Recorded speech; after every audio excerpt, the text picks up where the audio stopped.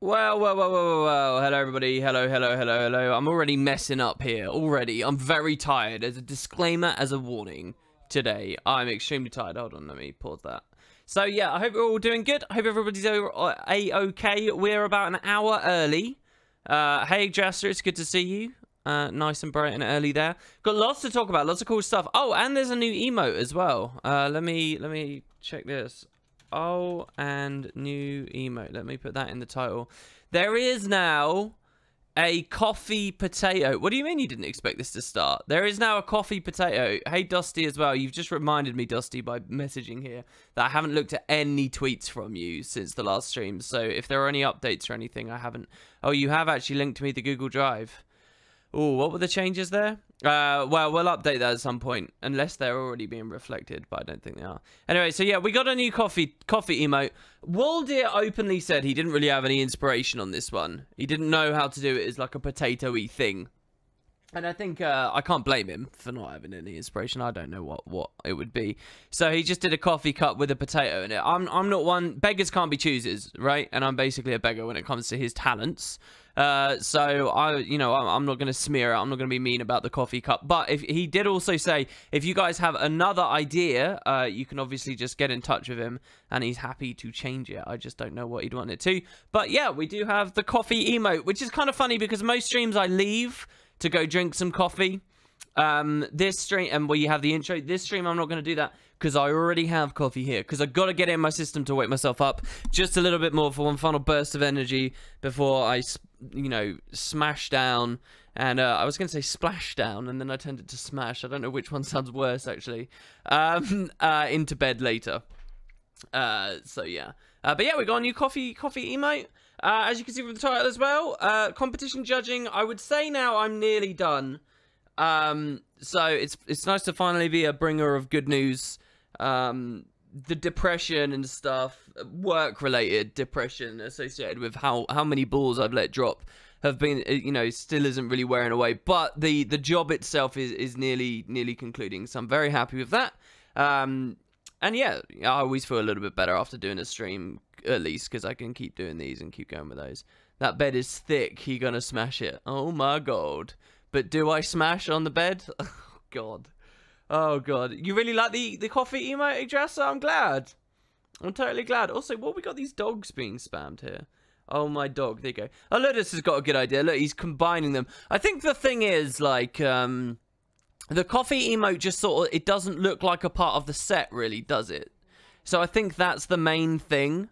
But I don't know whether they all have to be like that. Some Twitch streamers just, like do weird things that they know people will sub for. Like, they don't even like their content. They just sub because that's the only, channel that they know they'll get that emote from, which I think is really quite peculiar as well. But that happens quite often. So, I don't know. Maybe we could change it up at some point, but, we got loads of slots for more emotes left still, so we can continue having fun and doing different things. Hi, chat and WP2 people. Rain, I'll tell you what, I actually had a thought about WP2 earlier, which I'll segue into in a second, but it's PvP related.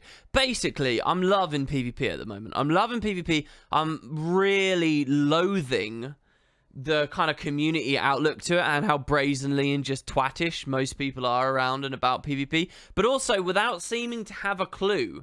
So I kind of want an outlet to be able to talk about it, and I feel horrible because I feel like my main channel and even the streams aren't allowed to be that outlet, I feel like. But, it dawned on me earlier today, just very recently, maybe I could do on Wooden Potatoes too. So I've got something to show you. I've got some PvP gameplay I want to show you. It's pre-recorded, and the reason I want to show it to you was actually half because I wanted to learn a bit more about OBS. But I haven't learned what I wanted to learn. We'll get into all of that in a second. But anyway, so yeah, we'll talk about WP2 soon. Yggdrasil says, I'm really proud of you for what you've been doing with the competition. It's been really tough for you to handle by yourself, and I just wanted to say you appreciate it. Well, thanks very much. I'll tell you what, I've been showed up a little bit, though. Someone else who's been really, just off of their own volition, really, hardcore with the competition is Adida, who sent me multiple messages, while it was hotly going on. But pretty much every single video I judge, they've been there in the comments and, you know, given their own little ratings and stuff. And it's not that I'm actually going by those or anything, but it's incredible to see someone else has put in, well, not just as much, at least watched every single one. Well, no, they haven't even watched every single one. Quite a lot of them they've missed, but still, they've, you know, it's nice. There's other people have put in effort too, obviously. But yeah, anyway, I didn't deserve any praise for this. I've done terribly. I really have. I don't deserve any praise at all. Dosty says, I just made the changes I told you earlier in the tweets. Okay, well, I'll just fully update that album at some point, and then we'll be good, I hope. WP2 people, are there people that only watch the channel, not my primary? Oh, that's a good question.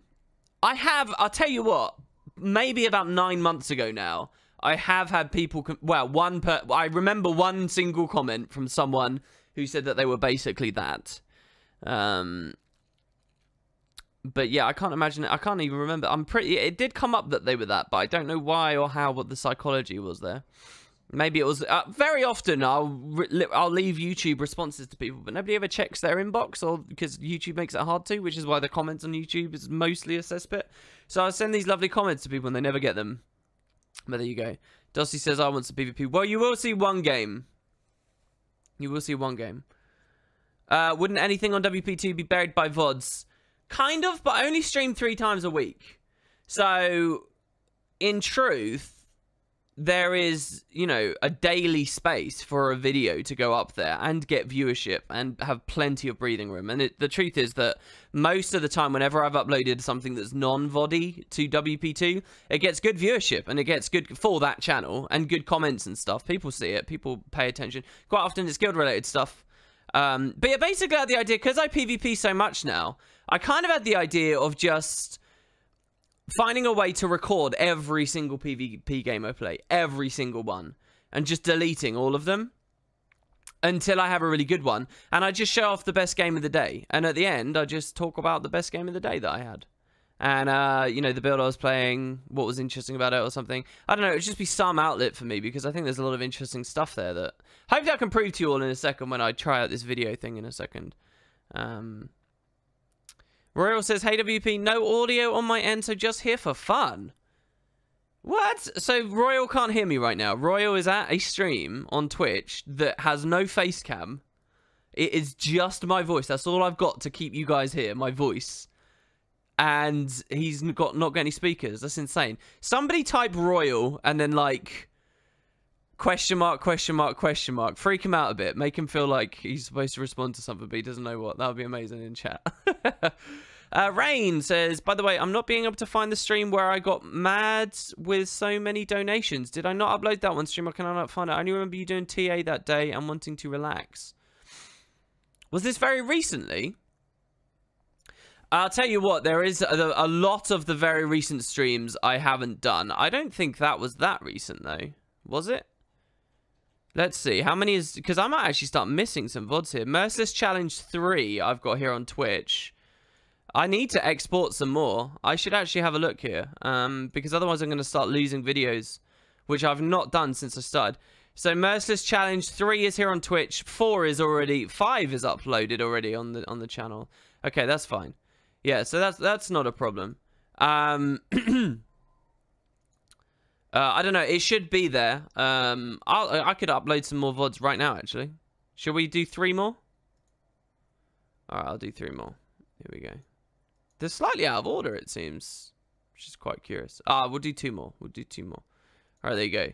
Which is really stupid of me. But once this live one's up, go back and watch what you saw live long ago. Whee! So yeah, that's pretty good. It was a legendary hunt stream. It should be there then, man. The only VODs I've deleted at all that I can remember recently are the, funnily enough, PvP ones over Christmas. One. There was a VOD at Christmas, so I was just like, oh. I got so depressed. I got so bummed out doing that. So bummed out. I think I won't ever queue ranked, but I might do unranked queuing and stuff on streams and things in the future anyway. But yeah, hi guys. Is anyone else in chat that wants to say hi just for a second here before we roll into some other things? I'll let people know I'm live over on Discord.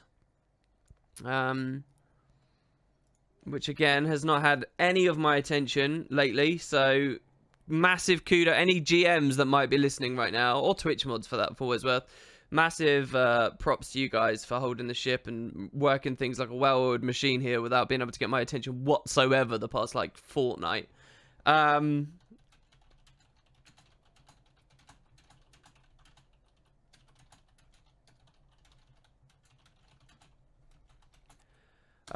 So yeah, there we go. I've just thrown that out there. How about hello instead of hi? I'm sorry, what? Is that important? Hello instead of hi? Anyone else happy that we've seen a bunch of personal story characters? Ballista, Maganel, Sigfast, Scarty, and Season 3 folk, Ridheis from the Night of the Thorn Livia, shown up as cameos fighting the Awakened in the recent event. So, here's as much as the competition stuff's got better, I still haven't done that. I actually left the Monday stream to go do that, and I still haven't done it. That was Monday. It's now Saturday. And so that, of course, means the main channel has been dead once again. But so I haven't even done that. Are there really cameos from... I don't know anything about it right now. Are there really cameos from those characters? That's awesome, if that's true. That is really, really, really awesome. Now, you said anyone else wanting to say hi, so I said hello instead. I'll get my coat, ... No worries. What do you think about the controversy about the season starting before the balance patch? I don't think it's a controversy, man. I think that it happens all the time. They've got an established pattern, which you can be upset with, but it's not new. I don't think you can really call it a controversy when it's the status quo. Like, isn't the idea of a controversy... I don't know. Maybe that's my own sort of semantic associations I've sort of had on there. But I feel like it's not a controversy. It's certainly a controversial way that they handle running the game. But it's because it's 3 games in one and, you know, all these kinds of issues. It is funny, now that I'm a bit more into PvP, I'm looking back at some of the dramas that I know happened and I just didn't care about earlier in the year. Like the match fixing stuff and when the devs didn't even, slam down their fists very hard on a lot of players and all these things. And now, you know, I get very dismayed and sort of sad looking at it. But yeah, I'm pretty sure it's always been like that, isn't it? Seasons have always had mid-balance patches. You found a headphone set. First of all, why did everybody say Royal in chat? Did everybody do it? I actually missed it if they did. Which is weird, because I'm doing nothing but looking at chat right now. Your PC is at uni. Wow.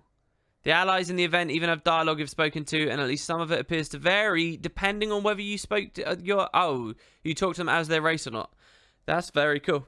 I thought you were going to go one step further and say if you did their story steps and so on, but, you know. When's the season starting? So season 10 has begun, so we'll get into some stuff here.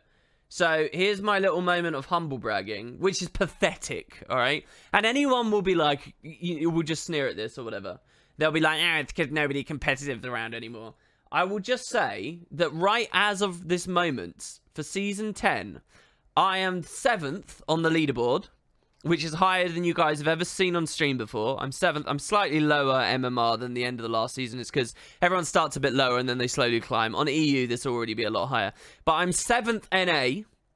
And I'll tell you what as well. I've played about 60 games of this season. And I don't think I've ever dropped out of the top 20. I think I've been on the top 2 pages consistently the entire time. And for all of about an hour, I was number 1 NA. For about 1 hour. I was legitimately the number 1 NA spot. So I was actually kind of happy with that. This is pretty much entirely Condi Mirage with a sword. Which is an extremely potent skirmisher role. And that's what I play. I haven't actually shown any of that gameplay off whatsoever. But yeah, that's pretty much what I play. And I'll show you just a little sign here. Here we go. This is my main. A lot of people don't recognize me on my Mesmer. Some people do. Some people know that I'm WP. And I get them jumping on my body and all that kind of, you know, fun, normal stuff that people love to do. And it winds me right up. Irritates the hell out of me. You guys can't hear the game again. So let's figure out why. Let's go over here. I will fix this and much quicker than I usually do. So don't you worry, my friends. There you go. Boom. Done. So yeah, just as an example here, this is my inventory's a bit of a mess right now. But you see all these boxes. This is from just doing the desert reward track over and over and over again on this Mesmer. It's pretty much entirely been done on the Mesmer. Really strong build. I'm still running Illusory Ambush.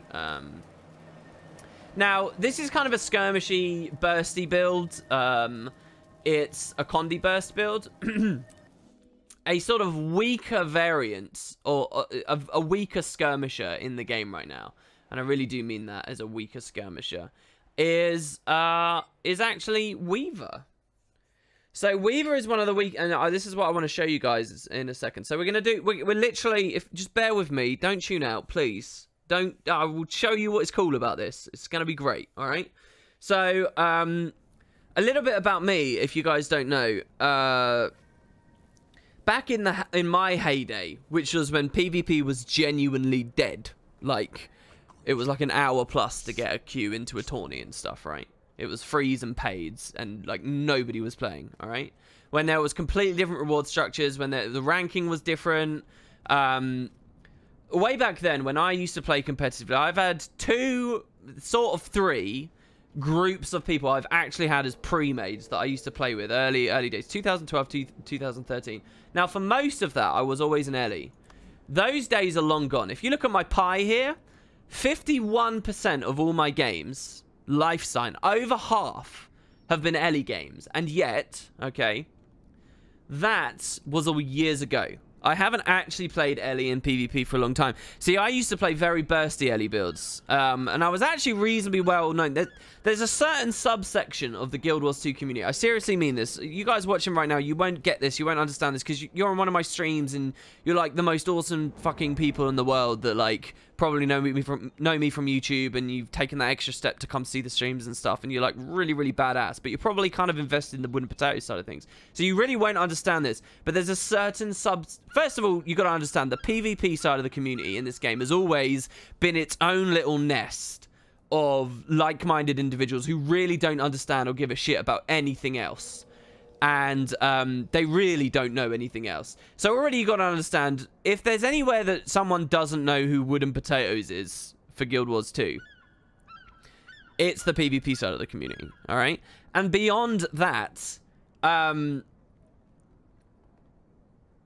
to know WP and then also the name of my main, which is Lys, L-Y-S, is even sort of a little bit lower. So you guys might not really believe this, but there's a sizable chunk of the PvP population, and even to this day, but particularly in the past, who didn't know Wooden Potatoes, but did know the Ellie Lys, L-Y-S. They did know this Ellie Lys. And the reason why that was a vaguely and I'm not saying I was like a pro player. I'm not saying I was amazing. I'm not saying any of my pre-mades ever used to do very well. But I was a notable player for the time that I played. At least I was a notable player. And dare I say respected? I don't know. But I was a notable player because I played very bursty Ellie builds when very few other notable Ellies ever did it. In fact, there are some fairly arrogant opinions I've got. Hipsterish opinions that, oh, I was there first, blah, blah, blah. Eventually, the devs made certain things come into the game like fresh air, right? I used to play bursty Ellies long before this was a thing, as this trait currently exists. And, all you know, there were a variety, like, I used to run Arcane Power and try and squeeze kills out on people with stuff like that. Long before, I mean, most people, PvP, World versus World, PvE, think of Icebow as a damaging weapon. To me, to my mind, Icebow actually took a really long time to become a damaging weapon. I remember the day that this was buffed. And the skill 4 specifically used to be really weak. Because, you know, everything about this weapon is like a healy, supporty thing. And I remember so clearly when the devs buffed this, because it seemed so out of line and weird and just like a dumb balance decision, because it's like, okay, you've got a clear, an obvious play space for this, and now you've just buffed the damage like mad. I was on a PvP, this was PvP-minded me when that happened. And at that point, I started running Icebow, but this was even in my later days, right? So, like, you know, this was sort of a mainstay for cleaving bodies for a while. So, anyway, yeah, like, that was kind of me as a PvPer, right? Ellie, bursty Ellies. Then it all started falling away. Then you started having more recognizable competitive scenes after Feature Pack 2, and things started unifying and a population started creeping in. And as all of this happened, naturally, FML, as I always do. As soon as something starts getting popular, I start, you know, stepping away from it for some goddamn reason. But so, well, no, I know the reason for this. My beloved playstyles, the bursty playstyles, those early heavy power comps, they all started to fall away. And particularly, I got really... they started adding more passive things that would auto-proc specifically invuln. So, like, Defy Pain started getting shuffled around. So, warriors that were auto-invulning. And there's still a lot of that going on.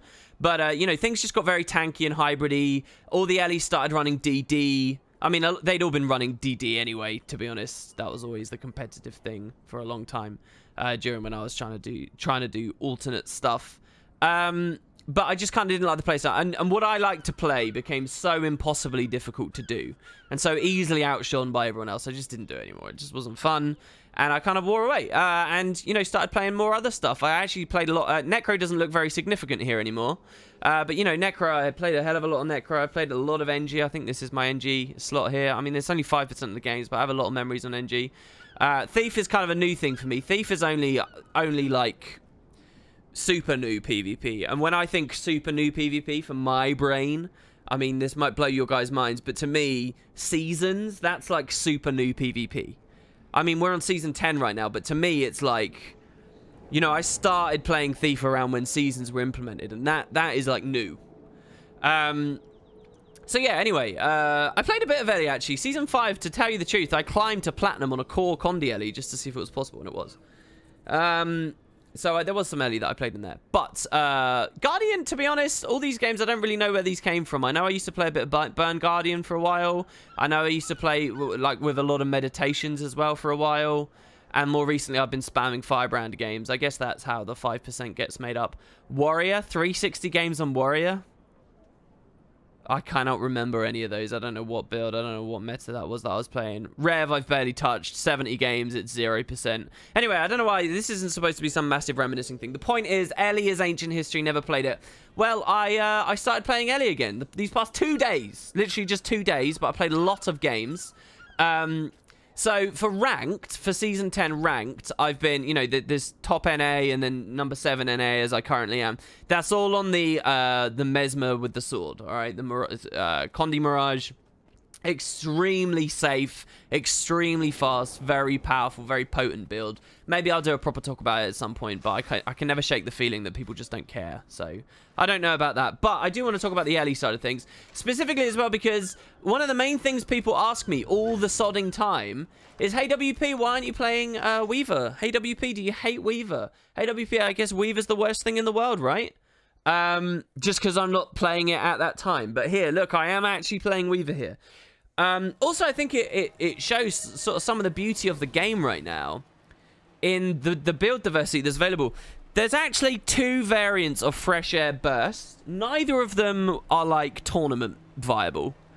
But frankly, barely anyone plays tourneys. Barely anyone does the ATs. Barely anyone does the, you know, any kind of community formed things, right? So, like, it's almost irrelevant to talk about that side of stuff. Most of everything that people think matters about PvP pivots around those distinctions as dictated by the top players.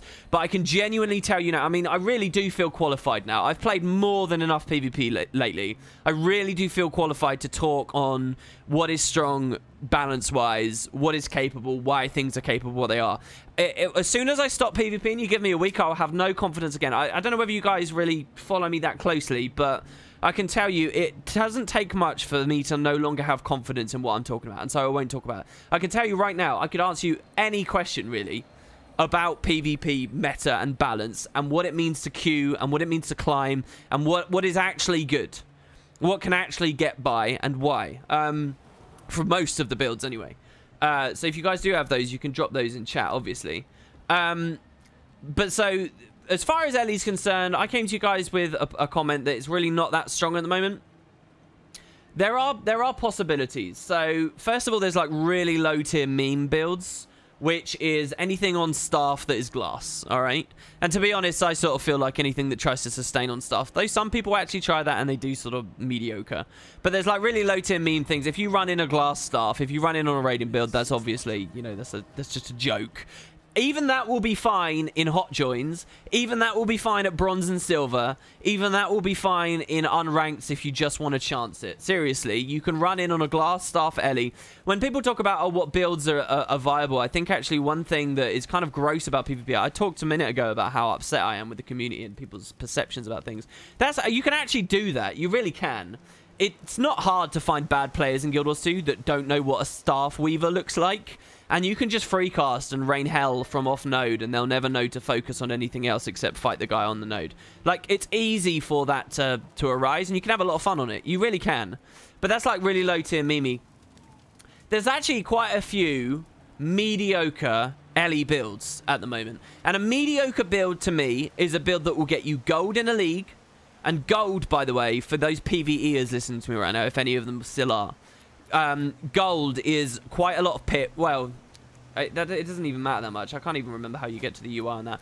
You know, if you're at gold in the gold division, you know you're well earning your money. You're well getting reasonable-ish games. I mean, the population is a bit low, but we don't have to go fully into that right now.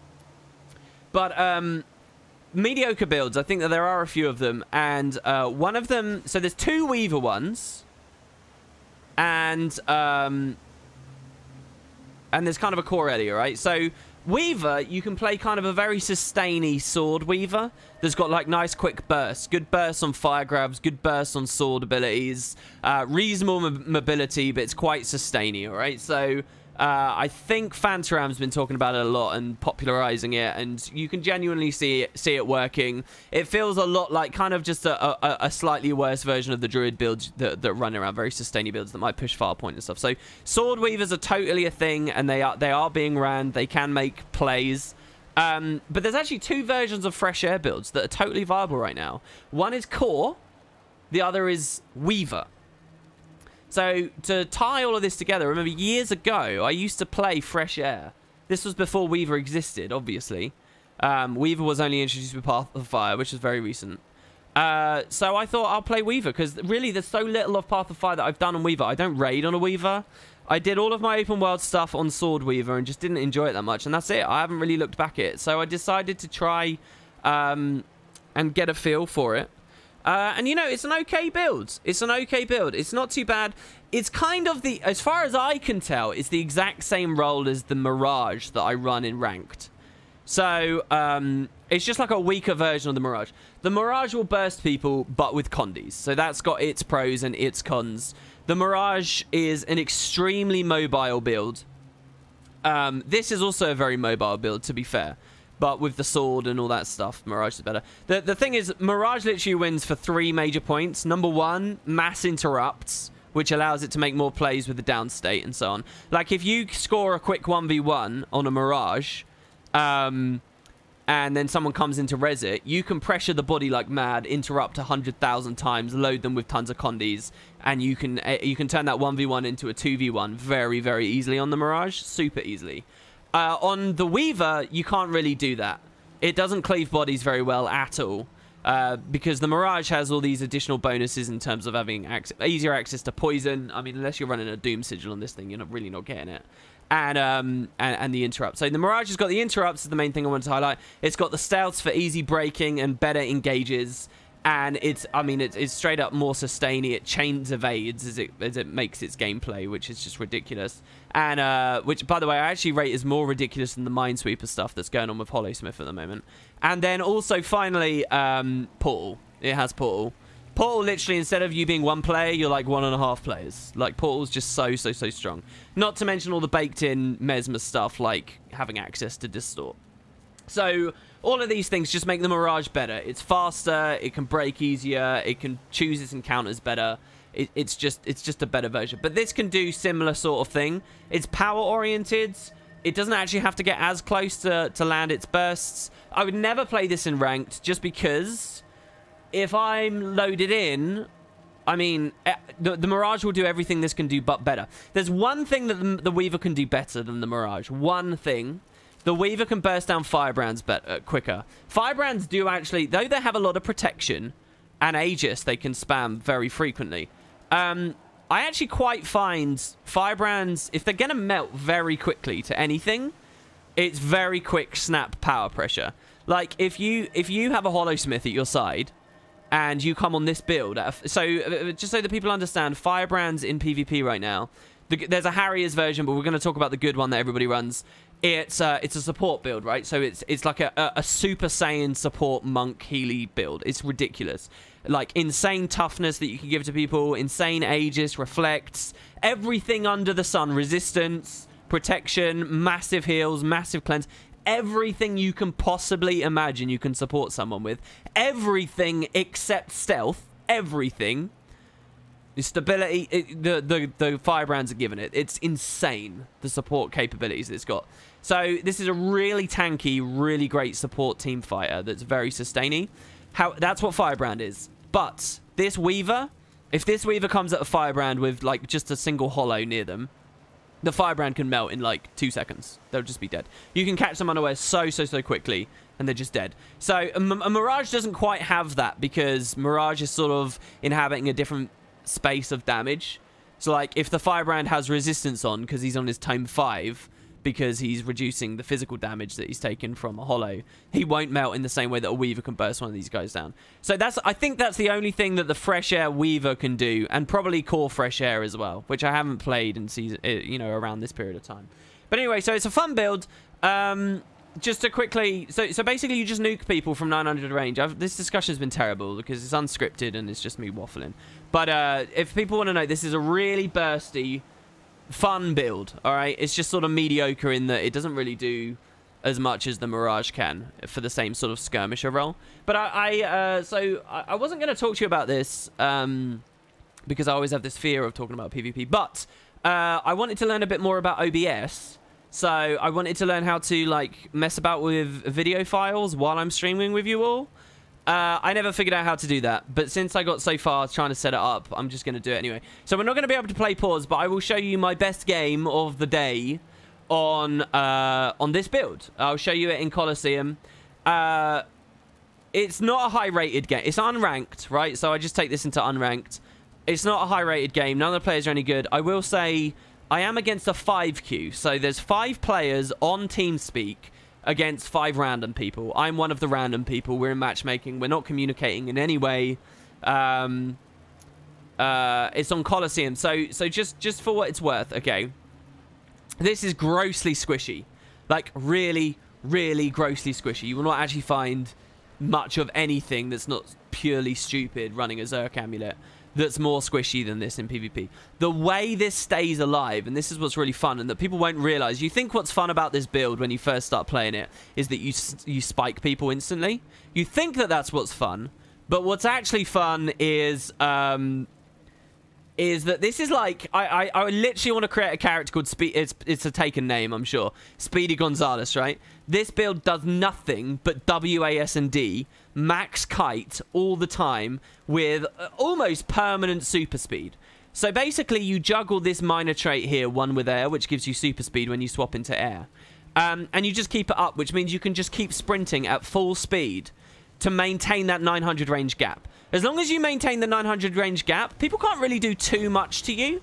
And what's kind of beautiful about this build is it can fire a lot of its attacks behind it, right?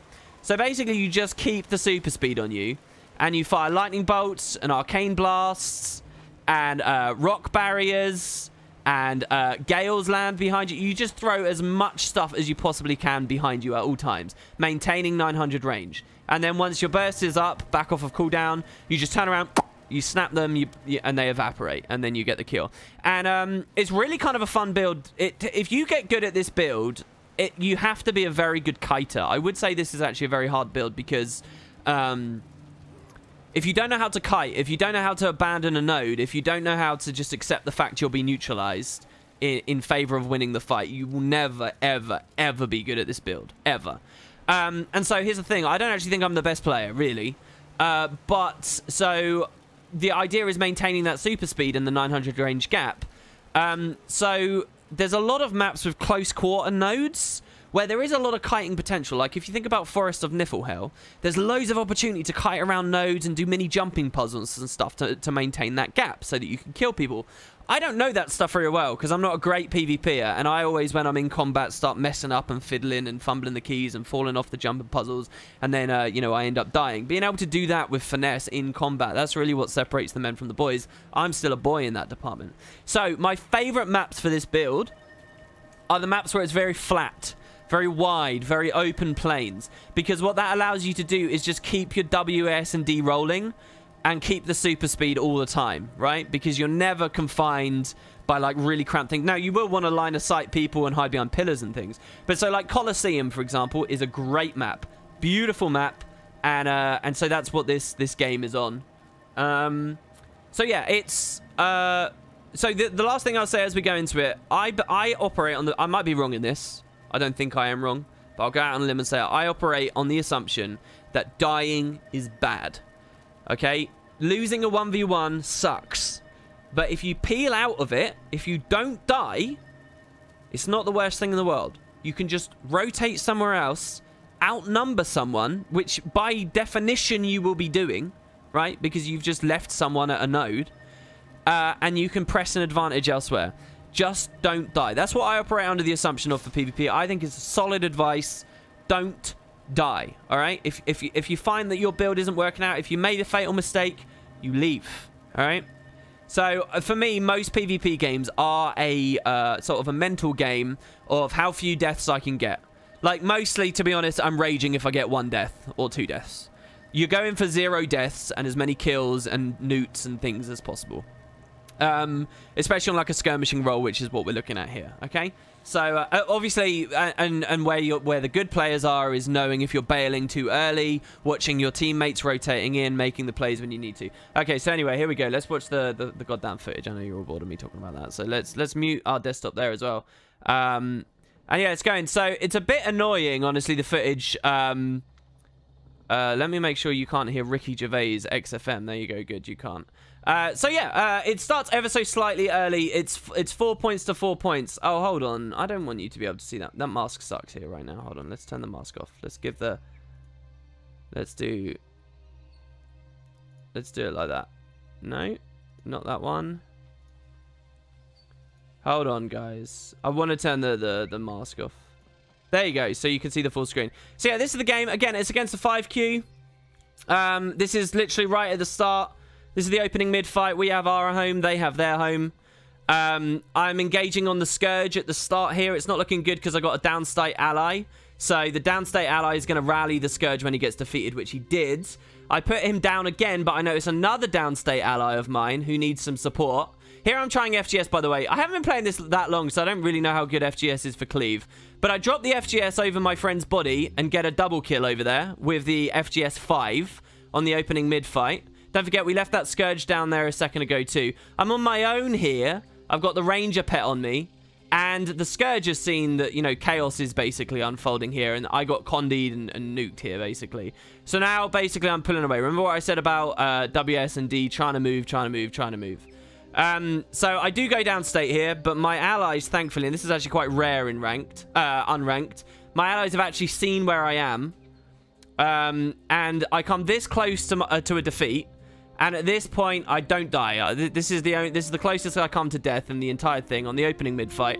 It was a tricky one. You could say, oh, I needed to bail out quicker.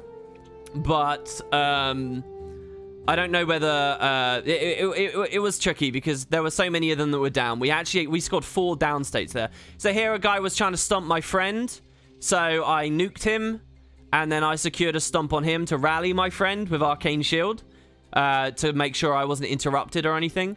Now I know that their Mesmer's low and we pull him down. This is all still considered the opening mid-fight. And really, finally, we secure it. But in the meantime, their respawns and their other players have rotated around and they have sides, okay? So if you look here, this 5Q, this team, very smartly, has recognized that they lost the opening engagement, but they took the side nodes instead. So here I'm fighting a Scourge.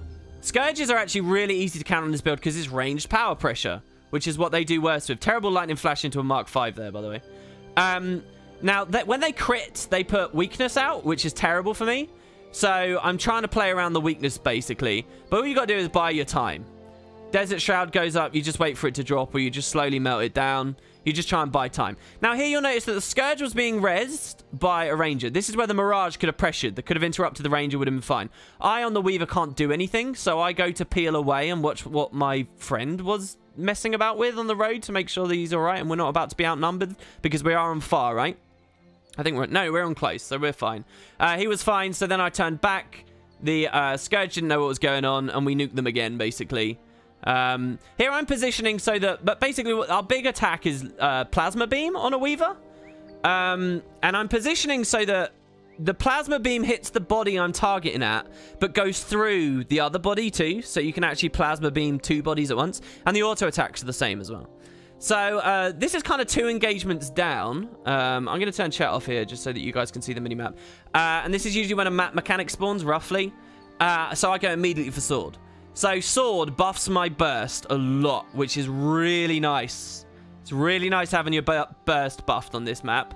And beyond that, it insta-stomps anyone I kill, which I can do from 900 range now. And I'm well aware of that now that I have the Sword. So here we're going to burst the Rev, and he's defeated. We already know he's defeated. He's a Rev. He can't do anything about the Scythe. We get it. We immediately look for our next target. It's the Soul Beast. So you notice that there's a lot of squishy builds here, right? So we take out the Soul Beast. Then there's this Mirage, which I really don't rate very highly, by the way. I saw he had protection there too, which I think means he's running a trait that really gimps his ability to use Distorts and extra interrupt. Don't forget, that's the build I play ranked Q on, so I'm very judgmental of Condi Mirages I watch now, because I know that whether they're good or bad. That's another down. That one's on the Scourge, who's going to get insta-stomped. Mesmers can avoid the insta-stomp by using the downstate too, so you've got to keep an eye on them. But yeah, so we just kind of farmed them there. You'll notice we're still well down on points with the blue team, yeah? The red team's still got a lot of momentum, but they've just had so many deaths now. I'm sort of hunting on their respawn. So here's a warrior. This is a perfect example of how to fight a warrior on this build. Actually, it's a terrible example because he just melted. You got to basically fighting warriors. You burst them.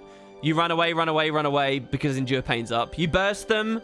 You run away, you run away, you run away because Endure Pain's up. But that's been nerfed down to 2 seconds now, so it's actually really not as bad as it was for a while. That put me off of this playstyle for a long time, because the devs have started nerfing those things down, which is good. And then you burst them again, and then they're dead. But it's always just maintaining the 900 range gap. So here we got the Mirage there. I'm not quite sure. I was thinking about the other thing there. Really, this is a +1, right? I think it is anyway. No. Did they have two Mirages? 2 Mesmers? So here we don't have the Sword anymore. So I put the Flame Wall on his body, and I'm just autoing him and stuff just to put pressure up, because there is an ally there. I don't want to fully rot him because look, that res is coming in. So we got to watch that res, yeah? Which is why it's important to keep doing that pressure. Again there, though, what you just saw was me struggling with cleave, downstate body cleave. I'm lucky I had my ally there who stomped as quick as he did. A lot of people aren't good enough to do that in unranked, and that's a res. And that's what kind of sucks. The Mirage can just do a lot better. Scourge, remember I play a lot of Scourge. Scourge can do a lot better. Can corrupt all the boons and fear people away and stuff. Firebrand has got obviously a lot of stomping capability. This build just feels so gimped in the current game because it can't do stuff like that. So here obviously I've watched a guy come in. This is a terrible rotation from their Mirage there. Terrible. You just never rotate into a 1v2, even on that build. Also, he's power, I think. I can see Fencer's finesse on him. So, easy burst again. We're just sort of watching him. Obviously, they do sustain a reasonable amount of stuff. That wasn't even like a plasma beam or anything. It was just sort of... So here I'm going to plasma beam the Rev. We're watching for it. And you see that global there? That was plasma beam. That was the full burst with elements of rage up. And maybe an arcane blast on there as well. So there you go. We've been now camping them for long enough on their close that you'll notice the rest of my team has started to... make some plays, and the enemies sort of plateaued where they were. They're not really able to do anything because they keep trickling in. They haven't regrouped. So now I can go back to the mid. I'm immediately looking at Scourge because they do so much pressure. They threaten me in terms of weakness as well. Soul Beast, easy nukes again as well. They're Signet of Stone, so as soon as I saw the 0, I turn around. I'm watching Swirling Winds whenever I fight these, by the way. So there it is. I popped it there. And the reason I'm doing that is because they're so projectile heavy. When they get their greatsword and come in, I can just Speedy Gonzalez move away from them again. So here I can see my ally is downstate. It's very dangerous for me to try and take a res, though. So what I'll try and do instead is counter nuke whoever tries to stomp him. I go for it, but I see I'm getting aggressed. So I need to move away. Right? So here I've peeled away. Some of you guys might be like, oh, look, his friend died. No, it was done, right? There was nothing I could do. So this guy's coming up. We plasma beam him. He gets low. And I'm going to... By the way, a lot of the damage is rotating into air attunements. So here we're going to slap him down with that. And he's dead. I'm not actually sure what stealthed him there, to be honest. Whenever we go for these... I never take a stomp unless I know I have safe stomp on that particular target. So a lot of these I'm covering with blinds. I will never stomp unless I know I can get through their downstate too. But that Scourge was rotating in, so we had to get away. That Scourge could have punished me really heavily there, and didn't. The Scourge also made rookie mistake there of just tunnel visioning the node. That Scourge should have harassed the hell out of me, pressured me, forced me to move away, forced me to heal. Didn't, just went, I gotta go to the node, and got 2v1 down. Which is why this build's really fun in unranked, by the way. Again, this is, I said earlier, this is not top tier players. These are all bad players, really. I mean, I don't want to be mean. They're a 5Q, and I love seeing... This is a guild trying to get into PvP, and it's so cool to see guilds trying to get into PvP. They just got a lot to learn, as most people do. I'll tell you what, guys. There's some of the advice that you'll see throw around. So anyway, again, the mechanics coming up. You better believe I want that sword again. Sword is so fun on Colosseum. So again, we're just rotating. Still, none of them have recognized that they should focus me. I'm scared of the warrior. The warrior probably threatens me more than any of the others right now. I don't know. It depends. It depends. With some wits, the Scourge would threaten me a lot more. So here we got another Mirage. I'm engaging with the 3 here, even though they're in stealth. So here I miss a dodge on the Prestige, by the way, which is kind of really bad. I know the timing of the Prestige very well. But I can burst him super quick. With the sword now, look at these bursts, right? Essentially, I'm winning a 1v2 right now. Because that's 2 players aggressing me at roughly the same time. But this is sort of the strength of these bursty builds. I mean, core Fresh Air can do something similar too. You can burst one down before someone else can do anything about it. And the sword sort of means I don't have to worry about that pesky down state. And here, that was a reasonable example of just sort of staying away from the warriors. Now, a plasma beam. Here we're weakened. It's from the Scourge. I actually don't know what. It must have been some big AoE. So here there's no particular burst. This is just pressure, really, that I'm putting there. And we know we've got the sword. So that's 3 of them dead. And we've started winning the game now. And now we have sides. And we're about to get Newt in mid because of that win we just made. Again, I'm watching their spawns. I'm watching Forever Compressor here. There, I'm not sure if that's Endure Pain and he's terrified of me. But it was balanced stance, so we didn't have to worry too much. The Soul Beast I know is really squishy from earlier. So we're just watching for him with this Plasma Beam. And there it is. And yeah, so, I mean, this is how Fresh Air Weaver plays, really. It's fun, man. It's really fun. So hopefully this inspires a few of you. Terrible lightning flash there. I don't know why I actually did that. You can pop off quite a lot of kills with the lightning flash itself. I used to have to rely on that back in the old days. You know, just run around farming. If you notice there, on a skirmishy build like this, so there, 22 kills, 0 deaths. It was a reasonable game for me. I mean, all against sort of low-tier people that didn't know to focus me, so you didn't get any of the proper side of it. But yeah, so that's sort of the strength of that. And I wanted to show off. What I wanted was to learn how to press play and pause on VLC and stuff. But yeah, that's this build. I can't really remember what led me into talking about all of that, aside from the OBS thing. I haven't looked at chat for ages. The shield and sword remind you of the spear and urn. Yeah. I was actually kind of sad that they never seized on that opportunity when they were in the map. There needs to be a bit of a rebalance as well, because the sword is so much more powerful than the shield. I mean, so much more powerful. And the thing is as well, like, the kind of players that want the sword is positioned on that map in such a way, well, I can show you.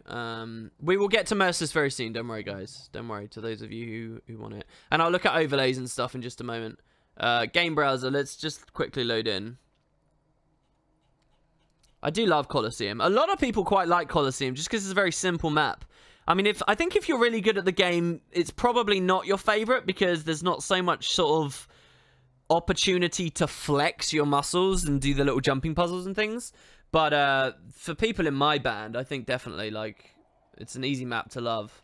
Oh, I guess I don't have my spectating stuff bound, so I'll just join one of the teams. The gate should be open. Right, so one of the weird strengths of Sword that I think the devs probably didn't realize when they implemented it is the players that want the sword, want that instant stomp, want the bigger burst and stuff. They're like DP thieves, or SD as a lot of them run now. You know, they're the skirmishers, they're the mirages, they're the people that are going to be rotating very quickly. People who usually have blink abilities. And it's funny because these are really easy map objectives to get when you have blink, because you can stand just here through the gate and you can immediately blink up instead of having to walk all the way over to that ramp, then all the way back up and around. So there's kind of an odd synergy where the fastest builds to get it really gain the benefit of the perk to the sword. However, the builds that would really like the shield and auto-res, the guys who are going to be mid-fighting more, and I don't necessarily just mean support builds, who want a lot of the sustain. I think even Scourges would wreck shit with a shield.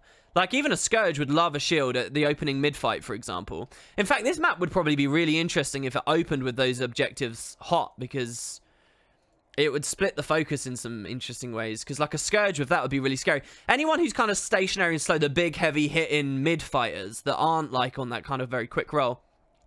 If they want that, though, they have to do the whole ramp and stuff, which means shields are at a disadvantage just by being weaker in the first place, because it will only proc once instead of like as many kills as you can possibly score. But then also, like, its location isn't particularly conducive to the playstyle that would be most associated with it, you know? Like, if I'm a DP thief, if I'm a Mirage, if I'm this build, I rarely want the shield. Why would I want the shield? Like, the shield what? So that I can push ultra aggressive on close, and they might cleave my body before the shield can even proc anyway? Like, nobody rotates into a 1v1 expecting to die there, and they all should be bailing before they do so. It's just weird, like... So there's a big issue. Like, these are not balanced at all, in my opinion. There's no real middle ground, as far as I can see. But the sword is very strong, and it's really nice. I don't know, if the shield gave the auto res to everyone on the team or something, I think that was their original implementation, they might have moved away. I don't know. But anyway, because somebody wanted to show off. God, my coffee's already lukewarm. How long have I been talking? It's only the start of the stream. How long have I been talking? How long have we been live? We've been live 50 minutes? Dosty says, when I do 1v1s, I do expect to die. Yeah, but that's the thing. You shouldn't. You shouldn't. I haven't looked at chat in 50 minutes, that means. Royal says, do you hear ArenaNet fixed the raid special training area from not allowing people who only run POF? I didn't even know that was an issue, but sure. We had a sub. Thank you from Wife Troublefield. Thank you. Love hanging out with you, WP. I love hanging out with you too. Thanks very much. Welcome to the stream for another month. 8 in a row. Pretty good. I got into gardening recently. It's really fun. One of those professions that just does fun, raw damage. In what context, sorry? Scrolling up. Benji says, I'm not very competitive, but even I found PvP to be fun at times. Good, good. I'm glad. You play downstate, no one can kill me. Oh, I beg to differ. I don't think there's any good downstate builds at the moment. I think the cheesiest downstate related stuff that we've seen in PvP were the Spirit Rangers days. These builds just fuck up your Dragon Hunter. Your Dragon Hunter can do okay against them, but again, it's sort of a question of... Because the Dragon Hunter on the longbow, at least, can, you know, it can pressure at that 900 range gap. They can be tricky. Especially if you're running Renewed Focus. Because you get the 3 to cover you for ages. It's hard for me to get behind you. And then you can Renewed Focus, which covers you for ages. And then you can get the 3 again, which covers you for ages. The Focus as well. There's like a lot of stuff to get through. WP's French. How am I French? How am I a coward? Wish I recorded a moment earlier where they tried resing someone. I put traps on the body and they all proceeded to die. 100% honest, I just got here and asked about Fresh Air Weaver as I'm in the middle of making one and gearing up, so thanks, WP. Well, what you're looking at here would not be valuable anywhere else in the game. This would be really lame in PvE as far as I'm concerned. There's other things as well that I really think ArenaNet didn't do well. Or I guess one dev didn't do well because it was one guy. This is not a good enough skill.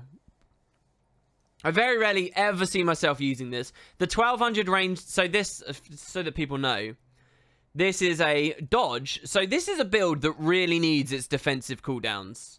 It really needs them. But rotating into this cooldown is a pain in the ass. So it needs to be worth something. And it's not. That 1200 range that it supposedly is, realistically, this projectile moves so slowly. I don't think I've ever seen it land even from 900 range. You have to be right in someone's face. Also, the evade itself, it's too clunky. It's too slow. I never see myself using that. I've tried so hard for Stone Tide to work because I love the look of this skill. I love the feel of this skill. It's a 2-second AoE that ticks 8 times in the 2 seconds. How cool is that?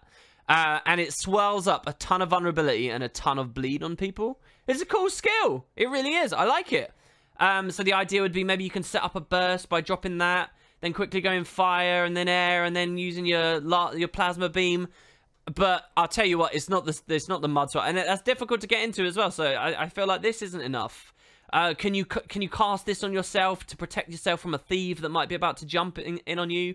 Well, no, because it doesn't provide anything that's actually worthwhile from that perspective. So this dual skill just does nothing. What are some other ones that do nothing? This one's extremely powerful and very, very strong and is used super frequently. Glacial Drift. This one's one of your ones that combos into air. So this one's even easy to get to, right? This one is easy to get to because it's a part of air attunement, which is always refreshing because of the Grandmaster trait. So this could quite comfortably be a big part of the game. It's not. It does nothing. Slow moving, 900 range. Again, it barely does anything. Even when it lands, like, let's actually look at this ability. I mean, the animation looks poo because of my legendary. It's just not good. It's not a good skill. It doesn't do anything. And the other thing is, remember what I said about kiting away, keeping your range? This would be nice if, as you're running away, you can cast it and it throws it behind you, thus chilling your pursuant. That's a great idea, isn't it? Doesn't work. You cast it, it goes on full cooldown, but disappears off into the land of Oz. I don't know where the fuck it goes. It doesn't exist, so it doesn't do anything. There's a useless skill. So there's like a lot of just shite. Like, honest shite. So here's another thing. The Fire-Earth combo. This is this is Pyroclastic Blast, isn't it? I can't remember. Anyway, look, Fire and Earth. This, basically, the flavor of this is summoning a meteor, which is a great idea. It's called Fracturing Strike, which I think is a really lame name for what it's trying to be. It's called a meteor from the sky that crashes into the ground, creating an eruption of magma. So it's a meteor that lands, drops an AoE. That sounds really cool, super flavorful. The damage on it is pathetic. It's so bad, and this would be a really cool skill to mix up and add another bit of like a tertiary kind of burst or follow up or something that you can do maybe on this build, but it doesn't do anything. So literally the only reason Fresh Air Weaver is a thing is because of juggling super speed, because you can double tap air attunement now and then all out and double tap and plasma beam. That's literally it. That's what obviously the traits. You'll notice I'm not running any of the Weaver utilities. One of them is actually fairly viable. It's Twist of Fate. It's the one that it's an ammunition-based dodge roll, basically, and you get 2 of them, and it is a very, very strong defensive. You could probably run that instead of Arcane Shield if you like. I've tried running Weave Serve. You remember I pointed out that this build doesn't have much cleave? So, having played a lot of the Mirage recently and understood how amazing diversion is and chaining these sword ambushes. The sword ambushes AoE interrupt, by the way, so that's why it's so strong. You can chain like 4 of them in a row if you're running Illusory Ambush, because you can go dodge, dodge, distort, and then the utility, and then you can even do another one, to be honest. All while evading, spamming confusion and interrupts while evading over a body. It's ridiculous. So I'm thinking, all right, let's just try and get an interrupt. I tried running this. It's too difficult to get to the Tailored Victory, which isn't powerful enough. You need this in a clutch moment, a big AoE unblockable float. That sounds cool, but you'll never get it in time. None of the buffs are good enough for this build. Condition damage we don't care about. Boon duration we really don't care about. No, you know, if that was permanently there and we could juggle a bit more might from fire dancing, maybe, but it's not. 50% movement speed doesn't mean shit. We get 100% movement speed from the super speed, and 320 toughness. Genuinely, I think that's actually alright-ish. You know, to quickly pop this and use the Earth attunement right as a thief's coming could probably help you a bit, but it's just not enough. It's not enough. I've tried running this as well with Surging runes, turning off Scholar and going Surging, because Surging is genuinely really awesome. I've seen people make some epic plays. I don't even think they realize that they're making them. But Surging Runes are really good. So this is when you use your elite skill, you get a Shocking Aura. And the Shocking Aura means if you're attacked, you'll stun around you. It's super strong, guys. But, I mean, you lose a bit of burst potential from it. And, again, it's on a 90-second cooldown. It'd be nice to have a 45-second cooldown to match, but no. So just that there's nothing, man. There's nothing. So, like, Weaver's really, like, I don't know. I don't think it needs more damage. What I think it needs is just, like, to be able to hit a couple of these other little bits of utility that some of the other skirmishy roles are getting. I'm not asking for the Ellie to have stealth, but I'm saying because the Ellie doesn't have stealth, I think that it really needs some strength in another way. And the mediocre ability to burst down a firebrand a bit quicker probably isn't the be-all and end-all. Wow, Inks, it's great to see you, dude. And everybody from Inks' channel. That's very cool, dude. Thank you very much for the host. Hello to everyone from MMO Inks. If you don't know me, I stream Guild Wars. I play Guild Wars usually on YouTube. But I haven't done a video for a while, or consistently done videos for a while. For various excuses. But yeah, the entirety of this stream is not going to be PvP stuff. It's just I'm getting some stuff off my chest. Stuff that I want to talk about with the game. So yeah. Dusty says, yeah, there's a lot of shit in PvP like Firebrand and Scourge. So let me just say something as well, guys. Let me just say, and I'll say it about everything I just said a second ago and myself and the stream. Do not, please, if you're going to listen to anything I say on this stream, never, ever listen to Heart of the Mists.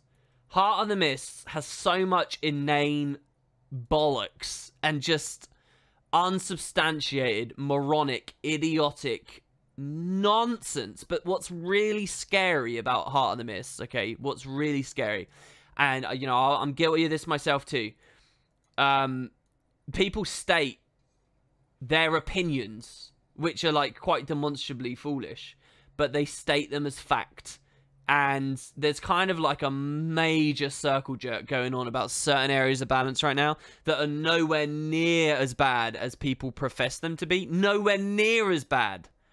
But I guess people have got... I've never known... I mean, it happens in all PvP games. I've never known people to be fully settled on a meta. But I'll tell you what, there's actual reasonable variety right now. There are some things that are a bit cheesy and need some tuning and need some slight changes and some slight tweaks. And yes, Firebrand's one of those. Yes, Scourge is one of those. Yes, Minesweeper on the Hollowsmith is one of those.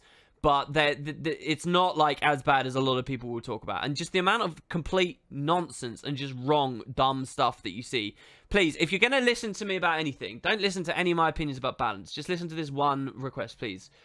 Don't listen to anything you read in any circle, not on Reddit, not on the official forums, not on any YouTube comment section. I wouldn't even listen, to be honest. If you're going to listen to anyone, listen to the pro players. But when you listen to the pro players, you have to understand they're talking about a version of Guild Wars 2 that you don't play and will probably never play.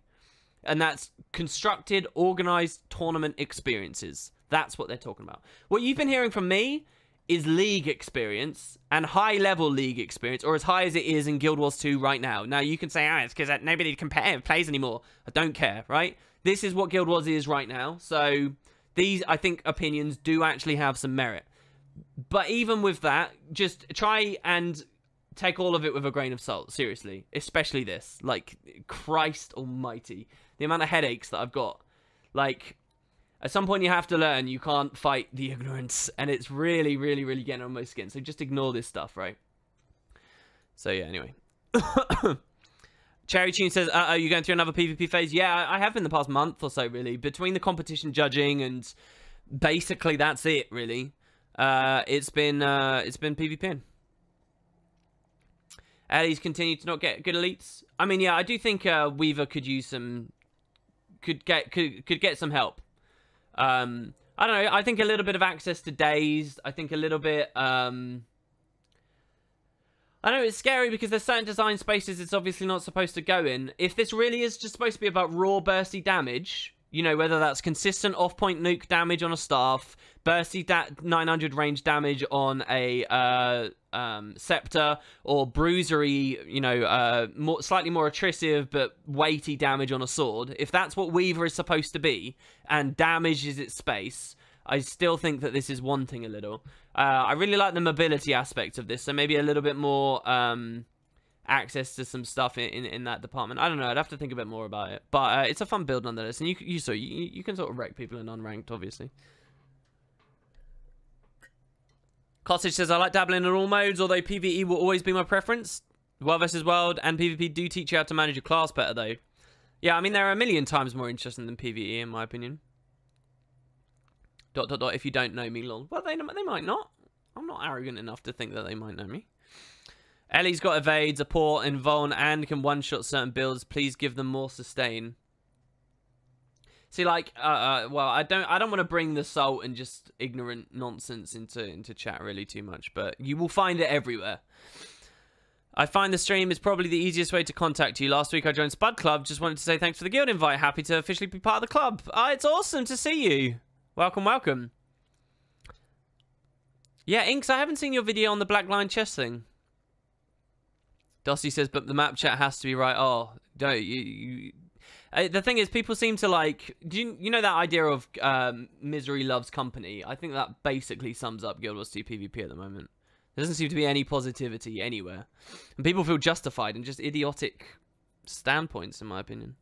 Anyway, I watched so many WP streams at weekends while working on my legendary armor in World vs. World. I should finish today. That's awesome. Oh, your legendary armor in World vs. World. Damn.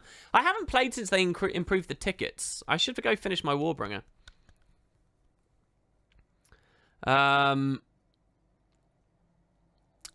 Did you play Weaver to rank 7 or a mix of classes? No. Sorry, I've already said this a lot of times. This is all Condi Mirage with a sword, which is extremely powerful and needs tuning down.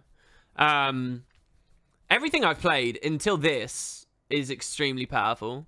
I played a lot of Scourge, I played a lot of Firebrand, I played a lot of Hollowsmith, and I played a lot of Condi Mirage. Now I've got this on my repertoire as well. They all sort of fill a different sort of experience as well, a different style of Guild Wars 2. This is quite close to the Sword Mirage, but one is sort of melee Condi Burst, the other is ranged Power Burst. But they're both very skirmishy. My dog's cute. Thank you. It's not really my dog, but thank you. I should make a guide for new players, a guide to introduce the game to new players. I'm thinking for PvP perspective, yeah.